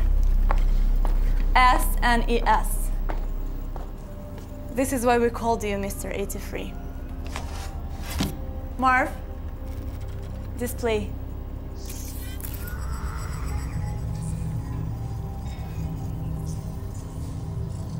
Meet Vito Carmelitello. We have the intelligence that suggests Vito has created a bug capable of infecting the entire neural network. Even the AI? Yes, even the AI. If control of the superhumans falls into the hands of this man, we're all doomed. Why would I care? I hate the fucking AI. Because, Mr. 83, if we don't stop him, the freedoms you fought for will all be lost. Vito called his goons for a meeting tonight at Club Fefe. Your mission is to infiltrate and retrieve the case by whatever means necessary. Clouds to the sky in muddy light. Ashes rain, a silence blanketing the steel. We'll never be the same. Wander the streets with all the ghosts. Remember how it used to be. The earth, the broken hollow shell. It's torn like you and me. Shadows echo amongst the weeds. No footsteps, wide open vistas ripped by bombs. We're trying to forget. Wander the streets with all the ghosts. Remember how it used to be. The earth, the broken hollow shell. It's torn like you and me.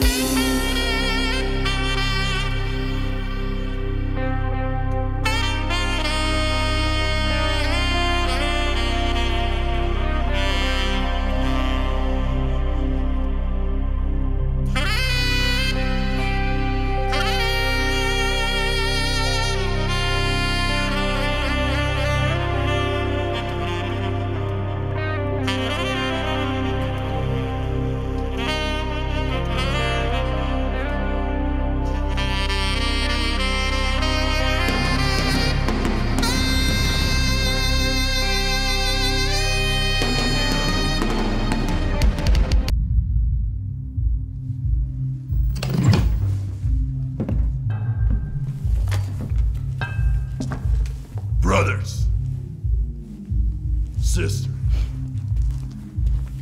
I see the future as ours. Because of this, our ticket to freedom, a path to power, control.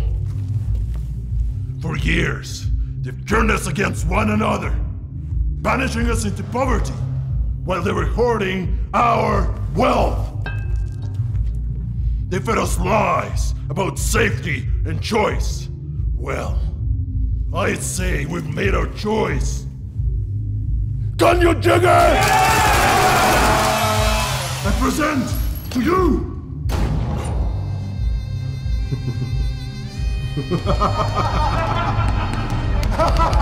Scars cut across a shattered world.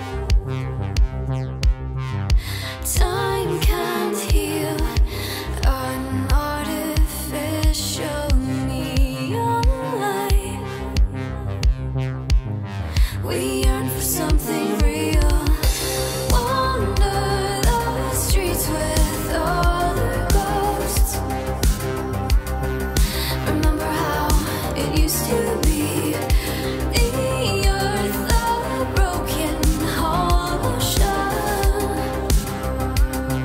It's torn like you and me. Clouds to the sky in muddy light. Ashes rain, a silence blanketing the steel. We'll never be the same. Wander the streets with all the ghosts. Remember how it used to be. The earth, a broken hollow shell. It's torn like you and me. Wander the streets with all the ghosts.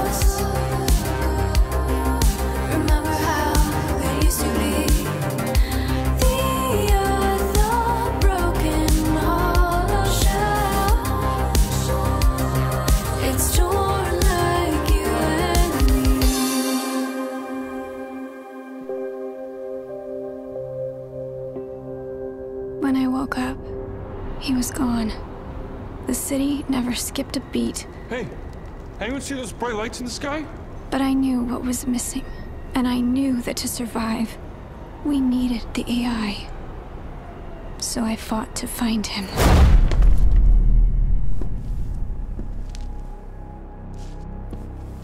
My search led me back to where it all started. Was this the plan all along?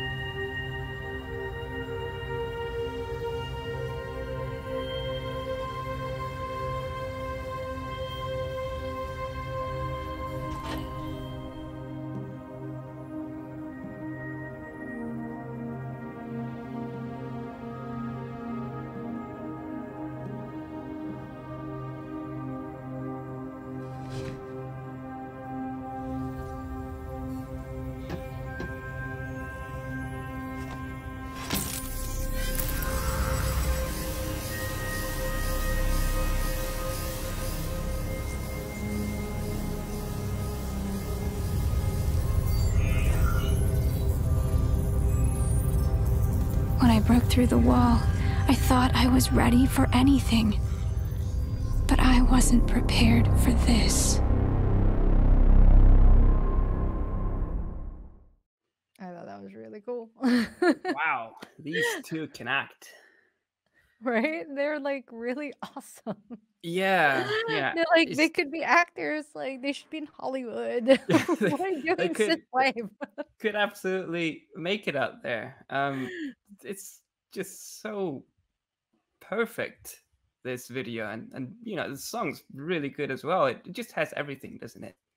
That was probably the most extensive music video or music film that I've seen so far from Yeah. definitely from this scene. I don't know Mhm. or maybe in general because I don't think I've seen anything quite like it. And I hope they do more. It seems like there's a part 2.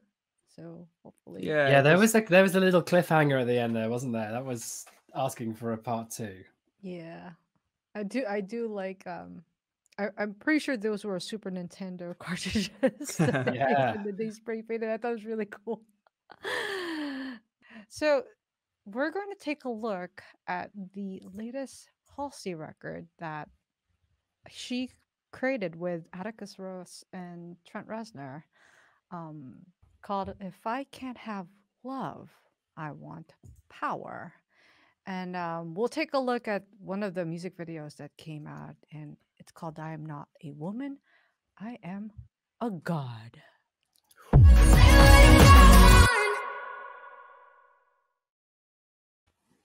All right, and that brings us to our topic of today: industrial pop. In quotation marks. All right. Who wants to start? Jake, start. Okay, right, I've got a lot of thoughts on this, and I just want to hold my hands up and say I'm by no means an expert on this genre. I'm not a Nine Inch Nails fan. I have a massive respect for Trent Reznor and the band and the sound actually, and the versatility of the sound, but it's too heavy for my pretty little ears, I'm afraid. I can't listen to Nine Inch Nails. It's too sort of dark and heavy for me. Definitely. But I absolutely love Trent Reznor and Atticus Ross's soundtrack production. I think and actually also Alessandro Cortini, who I think was also Mhm. part of the band. Yeah.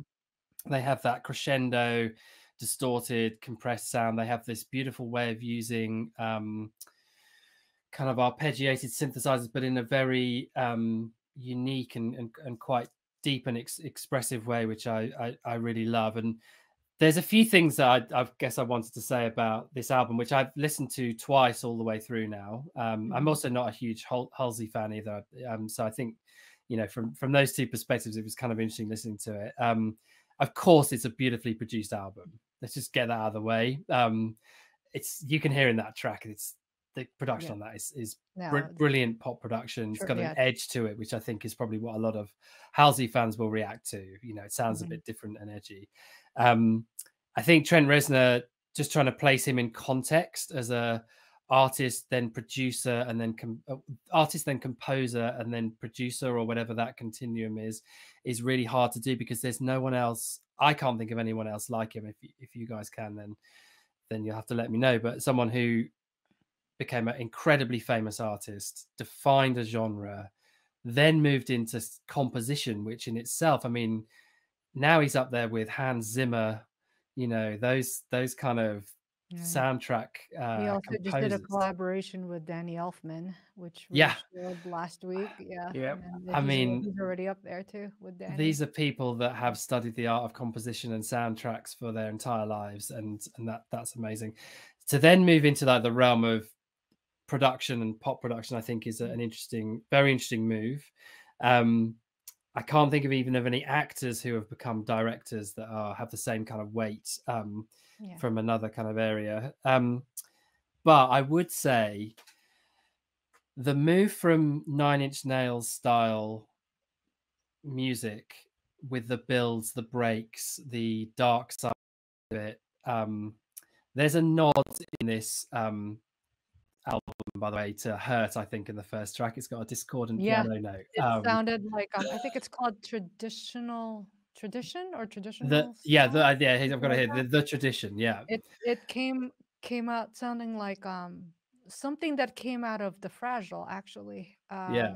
And it sounded more along the lines of Trent's Fragile record, which is actually my favorite Nine Inch Nails record. But I can talk about Trent, like, you know, all day long. But I think the move from Nine Inch Nails style to soundtrack, I get it. Like, there's textures, there's instruments, there's crescendos, there's drops, which work really well, energy, which works really well alongside film music. But what I got from this, pop production, in my point of view, is a enormous art form. It's so hard. It's so hard. You know, you hear of artists doing days and days of vocal takes of the same few lines. You hear about, you know, cutting huge parts of tracks out and being really brutal about the production. 8 songwriters working together at once. And you don't, like multiple producers too. Like, I mean, there's like that main producer, but then you're working with like 4 other like assistant producers, like in there each in charge of something, right? And what you get if you run Nine Inch Nails or you're writing a soundtrack is hours of time. So you can write a Nine Inch Nails track that's 35 minutes long if you want to. I'm sure everyone will still love it. It'll probably still be amazing. Certainly, you know, many of the tracks I know are longer. In this instance, you've got 4 minutes, 3.5, 4 minutes each time. And what I did feel a bit was it leaves you feeling a little bit dissatisfied, because you hear it creeping in, like you hear some of the production style, and then it kind of comes across a little bit like, okay, there was no payoff, or there was no I didn't get as deep into the track as I wanted to, which is what I really feel from his soundtrack production. Right. So you can sometimes feel a little like you're caught in the middle, because you wanted a build that went on for 7 minutes, and actually you only got 30 seconds of it. And that, you know, that you there's something, I don't have any doubt that Trent Reznor, if he wanted to, could crack pop production, and this is an amazing start at that. Yeah. But if you know those two areas, you're neither getting really amazing pop production or really amazing industrial soundtrack work on this. Right. So I felt a bit frustrated I'm going to say one more thing about it, then I'm going to shut up and leave it to the experts. We're not experts. We just love music, and we all come from different schools of thought. And he has this amazing quote. It was in the NME about the relationship with Halsey and how he got there, and it's the way a lot of modern music is right now is it informs the listener not to pay attention. It says this song is safe. You can put it on a playlist. You can listen to it in a car. You can play it at a party, and it's not going to fuck up the vibe. It blends in with everything else. It's a mood. It's chill, but it informs you to not pay attention. And I love that. I think it's time. It is time for someone to say, right, enough is enough. The 4-chord sequence, the same drops and builds in pop music. Someone has got to step in and start to evolve from where it is now. It has become a problem with the way playlists are put together, their background music in many cases. It's not a bad thing that someone wants to take a bit of a risk with pop production. So I thought that was exciting. So yeah, mixed feelings overall, but it's fascinating to listen. Yeah. All right, Orson, do you want to I think go you next? go first, because Okay, I'm kind of the one in the middle, in the middle. Okay. of these Um, opinions. you know what? I appreciate and you're right. Like, how like Trent has such an illustrious career and really one of the most successful musicians, producers, artists, etc., composer, film scorer, right now, and in our generation and in this lifetime. I don't you're right, you haven't seen anyone like him, who's helped shape a genre, like, from the very beginning, and it really took an underground genre to massive commercial success. I think that is that is so powerful, and I think that's what a lot of people really really remember him for. And he also came out in an era where pop music kind of um, bubbled over, and this whole counterculture in music came out, like, a lot, like, between industrial, metal, alternative rock. So it was a moment. We can't ignore this moment. And I've had several arguments about this recently, that there is that specific moment, like, in early 90s, that just really erupted, and it's almost like a lot of these, like, uh social dysphoria kind of translated in sound and culture. And Nine Inch Nails, for sure, the way Trent writes music and his production style and the way he composes really spoke, um into people's souls, like, who really carried that kind of dissatisfaction, like, because pop music back in the 80s is really great, even through the 90s is really great, but it really does gloss over a lot of like emotional turmoil that's been happening with people. This is way Yeah. before mental health awareness and stuff like that, when mental health issues are still considered like a major taboo, like, but people were dealing with stuff. And he was a voice of that generation. And it sounds old school and sounds very um uh, too much traditionalist, but like, I'm not young anymore. And I definitely belong to that period, and I grew up in that period, in that era. But over the years, like, like, he really progressed as a musician. Like, he put out all of his records and his releases and EPs. They're called halos, by the way. That's the nickname. And like, Downward Spiral is really great. And then he came out with The Fragile, and I've always enjoyed the contrast between Downward Spiral and The Fragile, because you saw the growth, like, you saw the trajectory, like. And I think it was in The Fragile that he really showcased that, what, he's not just a trendy musician, he is someone who can really compose and who can really create this whole giant cinematic vibe and still make it his. He doesn't sound like a derivative. Like he really sounded. He sounds like Trent. Like he has a sound and his own vibe.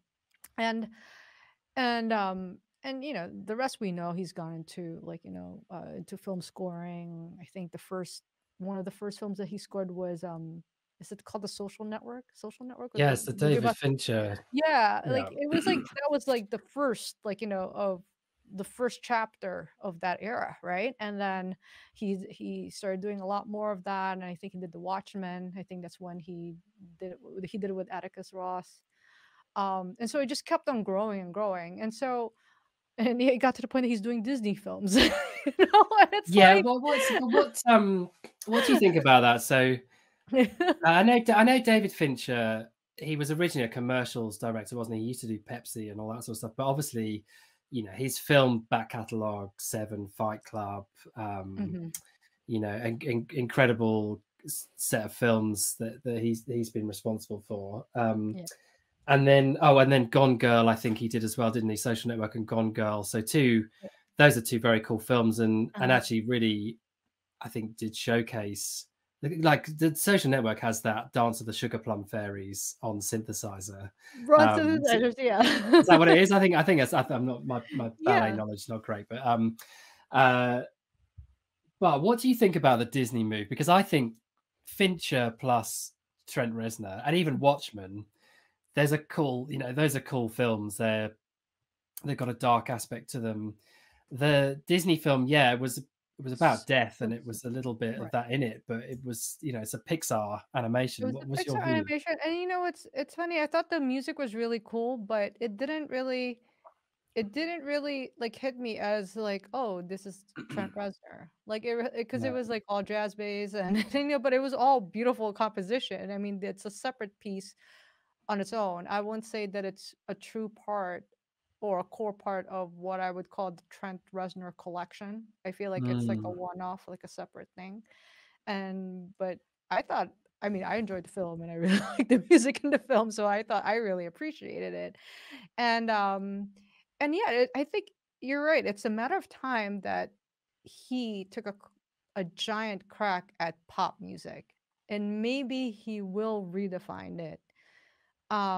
At first, okay, like when I heard that he was collaborating with Halsey, I'm like I actually don't really know Halsey's music that well. I know that she's like totally up there, like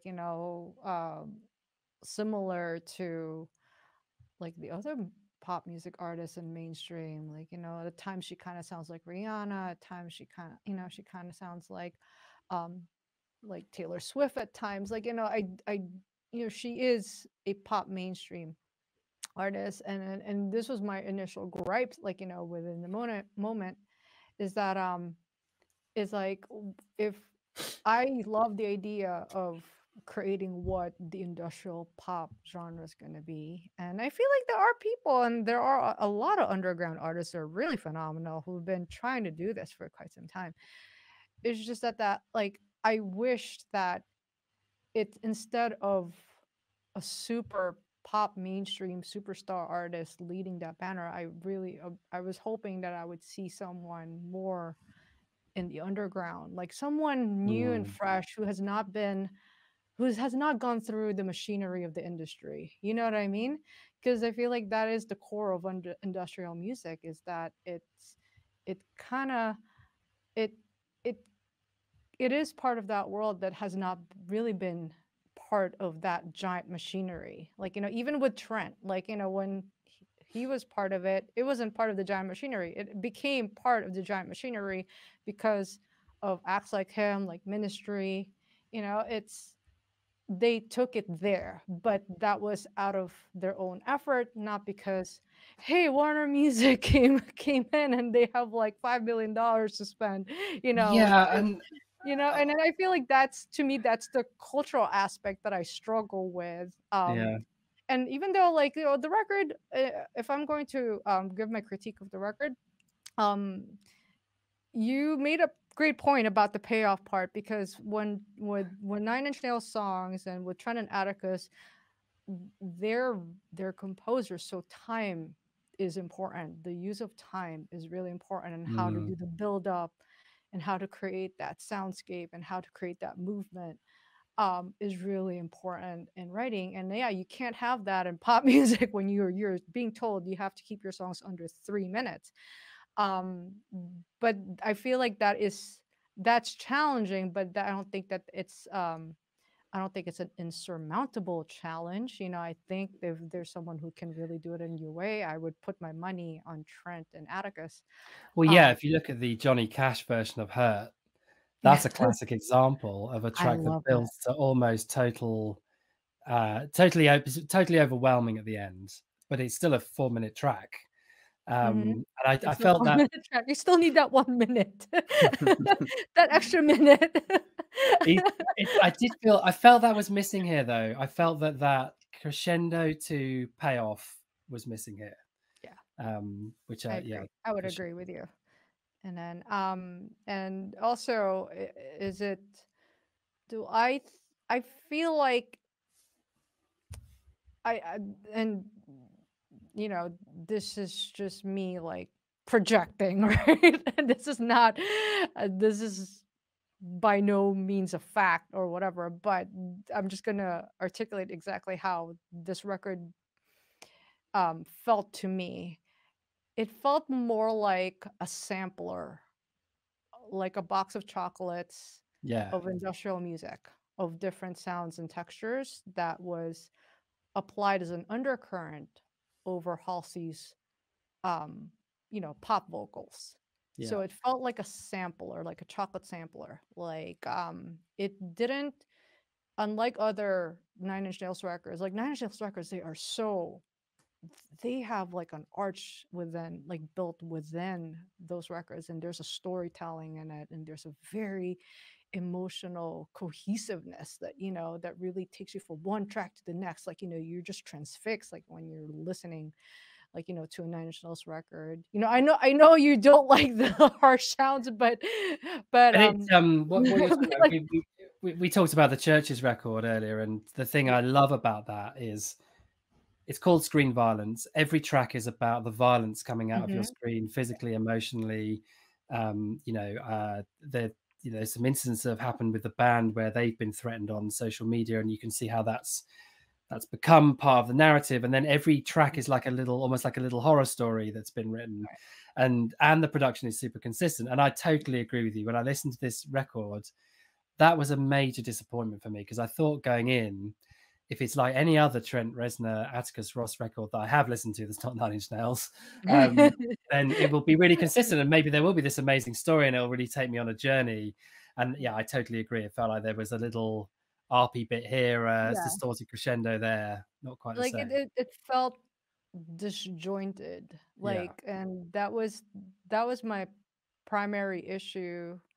And then maybe we're not really supposed to listen to it as a record. Maybe we're just really supposed to listen to it as little, like, little single, like one-off tracks, you know.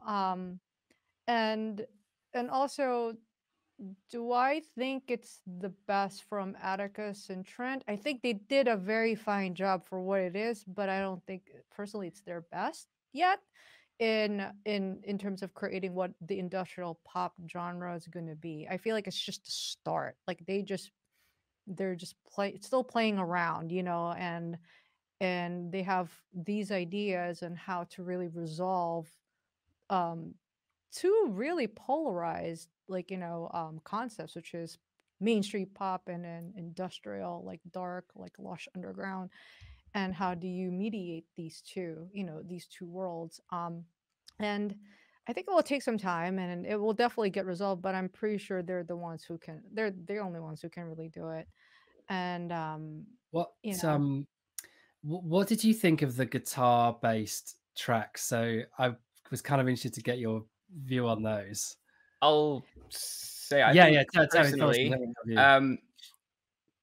there were a few songs that I liked on this album. None of them were the guitar led tracks.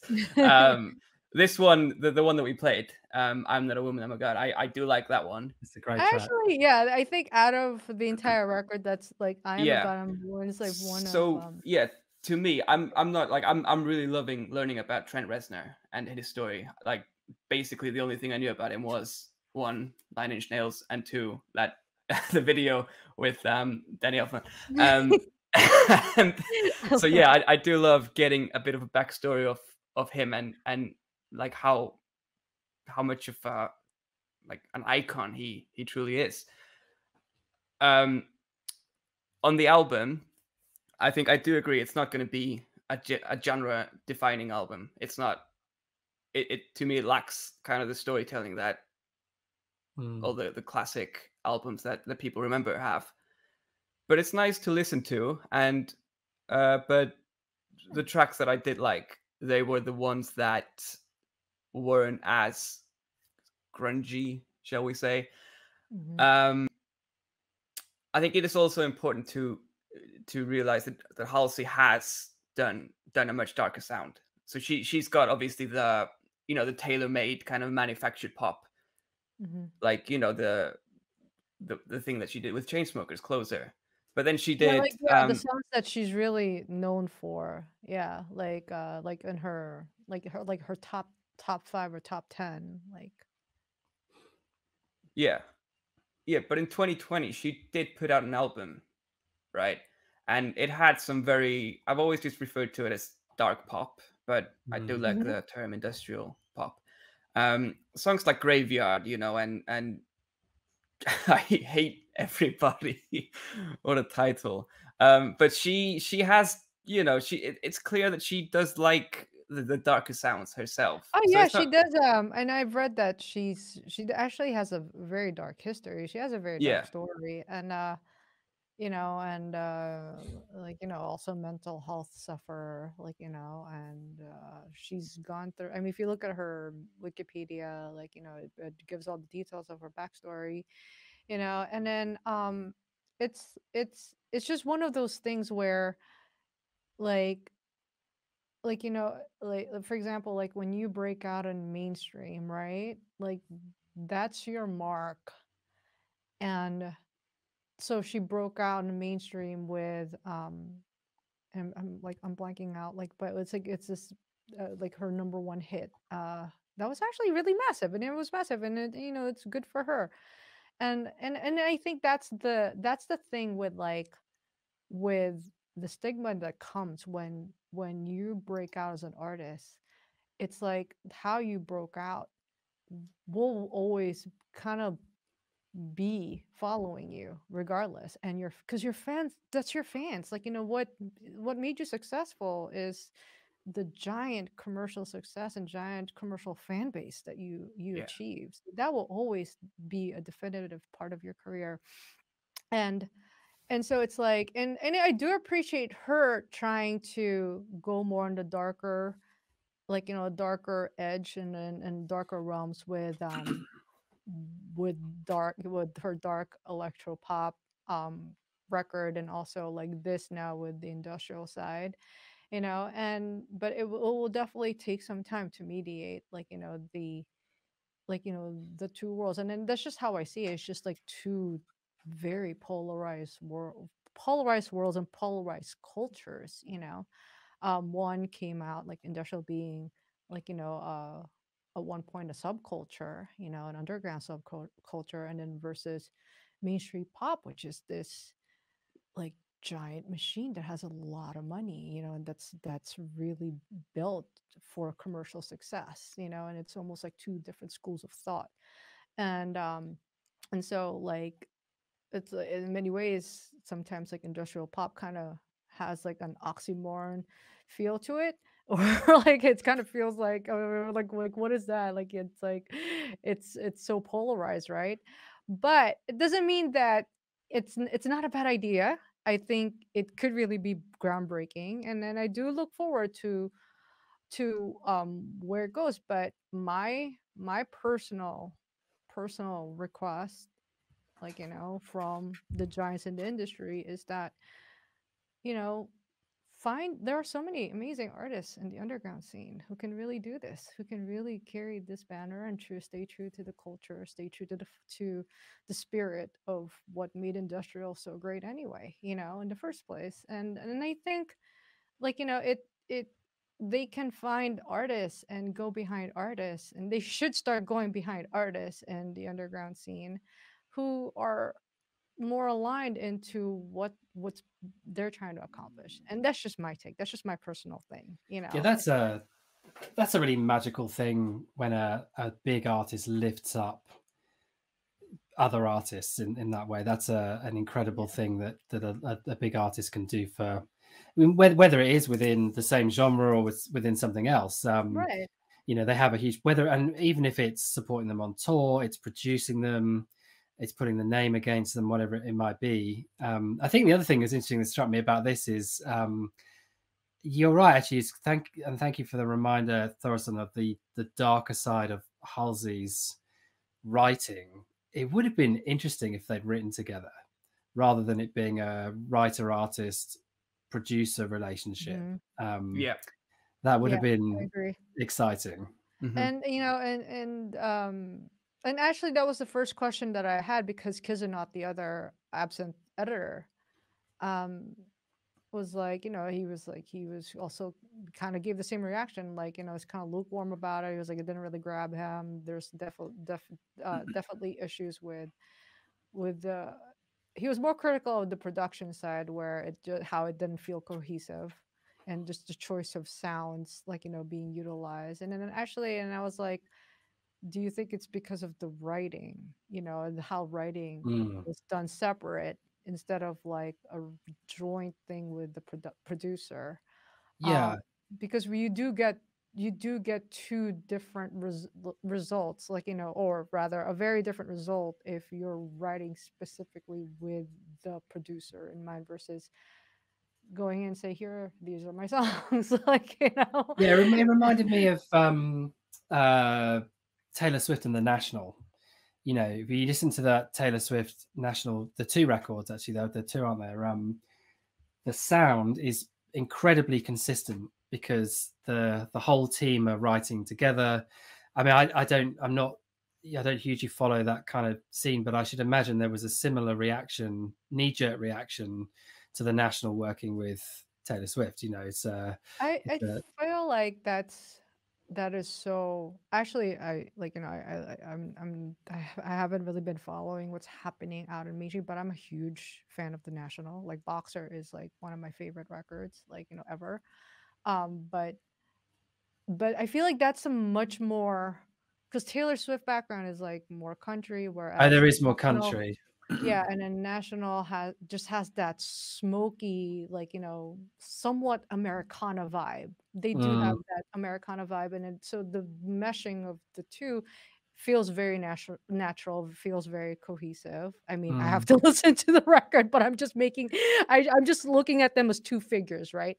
And what they each represent. So it definitely is complementary, where the Halsey and Trent Atticus is definitely more contrasted. There is definitely a definite Okay. contrast there. Even if Halsey has created darker albums, in her discography, she is really known for, and respected for, being that pop, like super pop, mainstream, like happy, like, very, very jovial dynamics, like, in her sound and her singing and her performance, like, even if she's really not like that in real life. And so this is where the alter ego comes in. I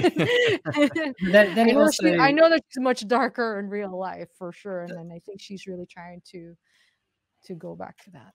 I think it's, we've seen this before, like Miley Cyrus, she just completely 180'd her image, and maybe she's just trying to. I think she just had it one day and just went like, exploded, and it's like, whoa. But to a much less extreme effect, I think it just feels to me like Halsey is trying to reimagine herself Was this the right way to do it?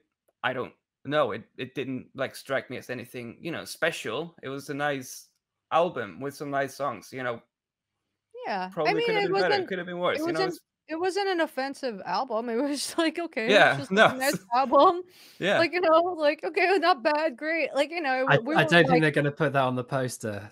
There you go. somebody did say, During the review. somebody did say, like, because I love the visual element that she Yeah. chose, Yeah, that's and good. I knowing the one thing that I do also know about Halsey is that I think she is like more she does have like an artist design or visual artist background, designer background, because I know she was trying to get into or she got into one of the top design colleges back home in the United States called RISD, Rhode Island School of Design.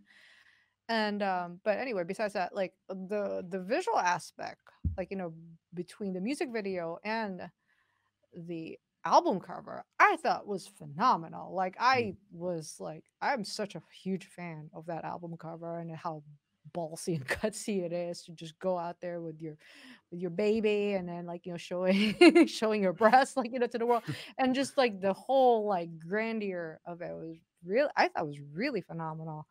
And but and someone did say this as well, I wish that the record sounded exactly like what those That looks visual like. elements implied. It and I've seen this a few times too with like with certain pop artists too that actually I love them. I really love them. I do admire them. Um I don't know if you're familiar with Curly. You guys are familiar with Curly? No. No. Curly, okay, so I'll send you guys a link later. But Curly is a phenomenal in terms of she's a great musician. She's a great pop artist out of Estonia. Also amazing when it comes to visuals. They're equally great, but they just don't match. Like it's like and that, and it's just like that to me it still has to complement each other, like what you deliver in sound or in visuals, they kind of have to sort of match, right? That was also one thing that was commented on. Yeah, in this video, it's the first time I've seen the video actually that we just watched. Is she getting dressed up in a sort of Marilyn Manson style outfit? I mean, because I was looking at it and she's getting bathed and then she's getting kind of dressed up in this. There was a message for me there, I think. It was like she getting dressed up in the industrial pop outfit. The funny thing is that and I watched this video a few times, and I was also trying to analyze it and what her message was, and that scene where she was getting all vamped up, it's almost like it the way it looked to me is though she was being forced into something, and I don't know why it felt like that, because she Right. didn't look like she was into it. Like she was just like, okay, you guys do this, like as she sat on this throne, and like she's being outfitted in these darker colors, and but I don't know. I mean, that's just that's just how it came across to me. Yeah, you're right. That's how it was Like, acted. what are you trying to see? Like, what are you trying to say? And was someone directing you to do this or something? And then but regardless, the production on that video is amazing. I mean, it's really nice when you have a lot of money. You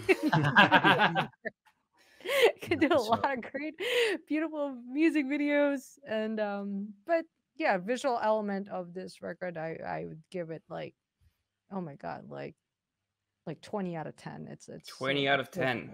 Yeah, It's a big number. And it's warranted. It's a nice visual. You can't argue with that. Can't dispute it. So all right, good. I think that's a definitive answer on Trent and Halsey. Thorsten, I feel like we need to hear some more on your views. Yeah, Thorsten, you're the electro pop and pop expert, like, you know. It's like you're the one who's like holding my hand and ushering me into like further deeper into this world, and I'm trying to like pull you back into my world, the darker world. Yeah, it's a contrasting That's why it works. genre. That is why it works. That's why we love it. That's what we do. No, I think you couldn't say this is like your typical electro pop. It's dark, you know. It's very dark, and I just don't, not to my personal taste. It just doesn't hit me. It doesn't strike me, you know, the majority of this album in a way that I would like. So basically, consensus is I think what we're trying to say with this record is I think it was a fair start. It was a fair attempt, but in general, it probably didn't really break any new grounds yet, Yeah. or because it was too lukewarm. I mean, I've got one other question for you both is, do you think Trent Reznor should have gone much bigger than this? By which I mean, should he have produced Beyonce? Or not, no, or someone of that stature? I think No, I don't think that matters, to be honest. Okay. I actually think I will counter that with I think yes. I think Oh yeah. because I don't know if you saw Beyonce's last body of work where she Oh, yeah. really is she is at that level, same level as Trent, in terms of in her world, where it has grown into the artist that she is now, and she's so seasoned and she can really carry certain torches now, you know, and she's always been able to. She's the biggest pop star in the whole world, like, you know, no one else can come near her. And but I think a Trent and Beyonce collaboration on something, and with Atticus, I think would yield such powerful results, and that would probably shake, like, you know, the industry's core, because those are big titans, like, you know, in our world now. And I like how, like, even though Beyonce did go through the machine, she already transcended the machine. You know what I mean? She transcends it now. Same way Trent transcends all machines. So I think it just needed that kind of bigger powerhouse to really pull this off, like, or to create a new genre like this and really make it like impactful and hit everyone in the face, you know. And with Halsey, I think she, you know, she is a marvelous artist, but I feel like, you know, no, she's not Beyonce. Like, I'm sorry, she's not Beyonce yet. She has her own merits, but I think still maybe a little too green, in my opinion, you know, compared to Beyonce. Yeah, almost like you can't really compare the two. Like, it's not fair to compare the two. Yeah. Okay, Yeah, that's an interesting point. I think, I mean, my reasoning for, you know, this being a decent choice is because, you know, Beyonce isn't, she's more R&B, isn't she? I just don't imagine her like even wanting to do this kind of album. So it's kind of a moot point to me. But then, you know, I could have been proving wrong. Maybe she would have jumped at the chance. I don't know. It just, I mean, you are right there. There's a lot of needing to both personalities to want to work on something. I mean, I'm using Beyonce as a example. I mean, you could say Adele, you could say anyone who's at that level. I don't know, the Killers. Yeah. I'm trying to think of but I'm glad that you brought up Beyonce, because she is in her own institution. Like, you know, she, like, her career is so illustrious, but in a different way from Trent's, like, you know, career. Like, you know, Trent has a very illustrious career, but hers is also very different. But if anything, like, she really impressed me with, like, her last couple bodies of work, where she, you know, you mentioned Thorson, that she came more from the R&B world, which is right. But then if you look at how she really shows herself and how she does music these days, it's a different level of artistry now, and it really evolved. And I think that's what I really appreciate, is that she doesn't sound like what she was before anymore. The same way Trent doesn't sound like the way he was before. And I think it really just comes with time. The more time you spend being an artist, the more you just keep evolving and becoming more magnified, like like your personality gets more magnified, like what I was mentioning before. And then so maybe that's why it might work, because um I there is a huge potential with those two kinds of contrasting heads really creating something new and do it effectively. Because also looking at them, those two seem like they have really insane standards. Like insane standards. Like, um and that is one thing that I might actually my maybe my final comment on the Halsey and Trent Reznor and Atticus Ross record, is that maybe, and again, this is me projecting. Again, I'm not saying that this is what happened, but it's almost as if it felt like songwriter versus producer type of relationship, where you can tell when Trent is probably not embracing the project, or Trent and Atticus probably wasn't, or it didn't feel like they were embracing the project the way they would of their own project. And I actually personally do understand that. I've been in those positions where um I've been given a task, and I have to keep second guessing, my client, let's say, because it's not me, it's not my project, it's for them. It's like, that's really hard. And like when I was designing collections for other people, it's not my DNA, it's their DNA. How do I mediate my DNA with them? So I've kind of felt that they, maybe that's the reason why it doesn't feel as cohesive, or it doesn't feel as resolved as other Atticus Ross and Trent Reznor bodies of work, because maybe it's so new to them and they're having a hard time kind of really embracing it. They don't have the full autonomy over this body of work. Yeah, it's a great point. And also the fact that, there's 20 other producers involved. These are all people like from the label brings them in. I imagine. I haven't seen the Oh actual yeah, list I of think names.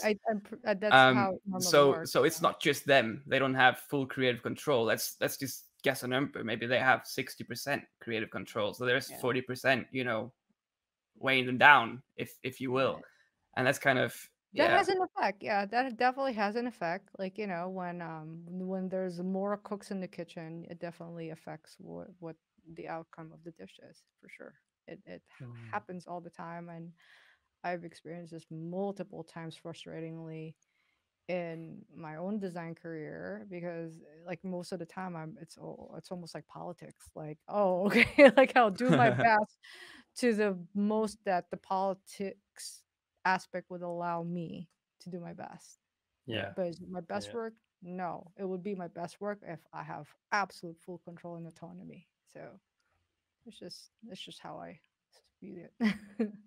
So, anyway, this has been such an amazing discussion. We spent almost an hour just talking about Did we do this an hour? We just topic. done an hour on industrial pop, have we? Yeah, we just did an Oh my hour on goodness. industrial maybe pop. they should just go out, just an idea, throwing it out. Are we wait? This is a 3-hour episode. It is a 3-hour episode, isn't it? This is an all dayer. Come on, guys. I Only think How is this 9 how is more this to go. compared to the other ones? Have the other ones been this long, or is this the the first longest one one you've done? the first one was like 45 minutes. So it wasn't even Yeah. like 50 minutes. And then they were like, but people said, they're like, what? That's it. It's so short. People said that it was so short. Yeah, And it then the did. last one with Alpha Chromator was like almost it was an hour and a half. So far, this is the longest one we've had. Who's got it? Are you editing it, Zarina? Is it you? How is that? Are you editing it? I'm editing it. Yeah. Okay. It's okay. Good luck. It's okay.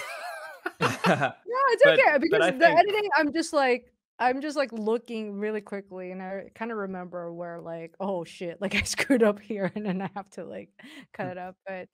Um, but yeah, it's all good. So, you guys have anything else to add to our episode? I thought we had a pretty epic episode, actually.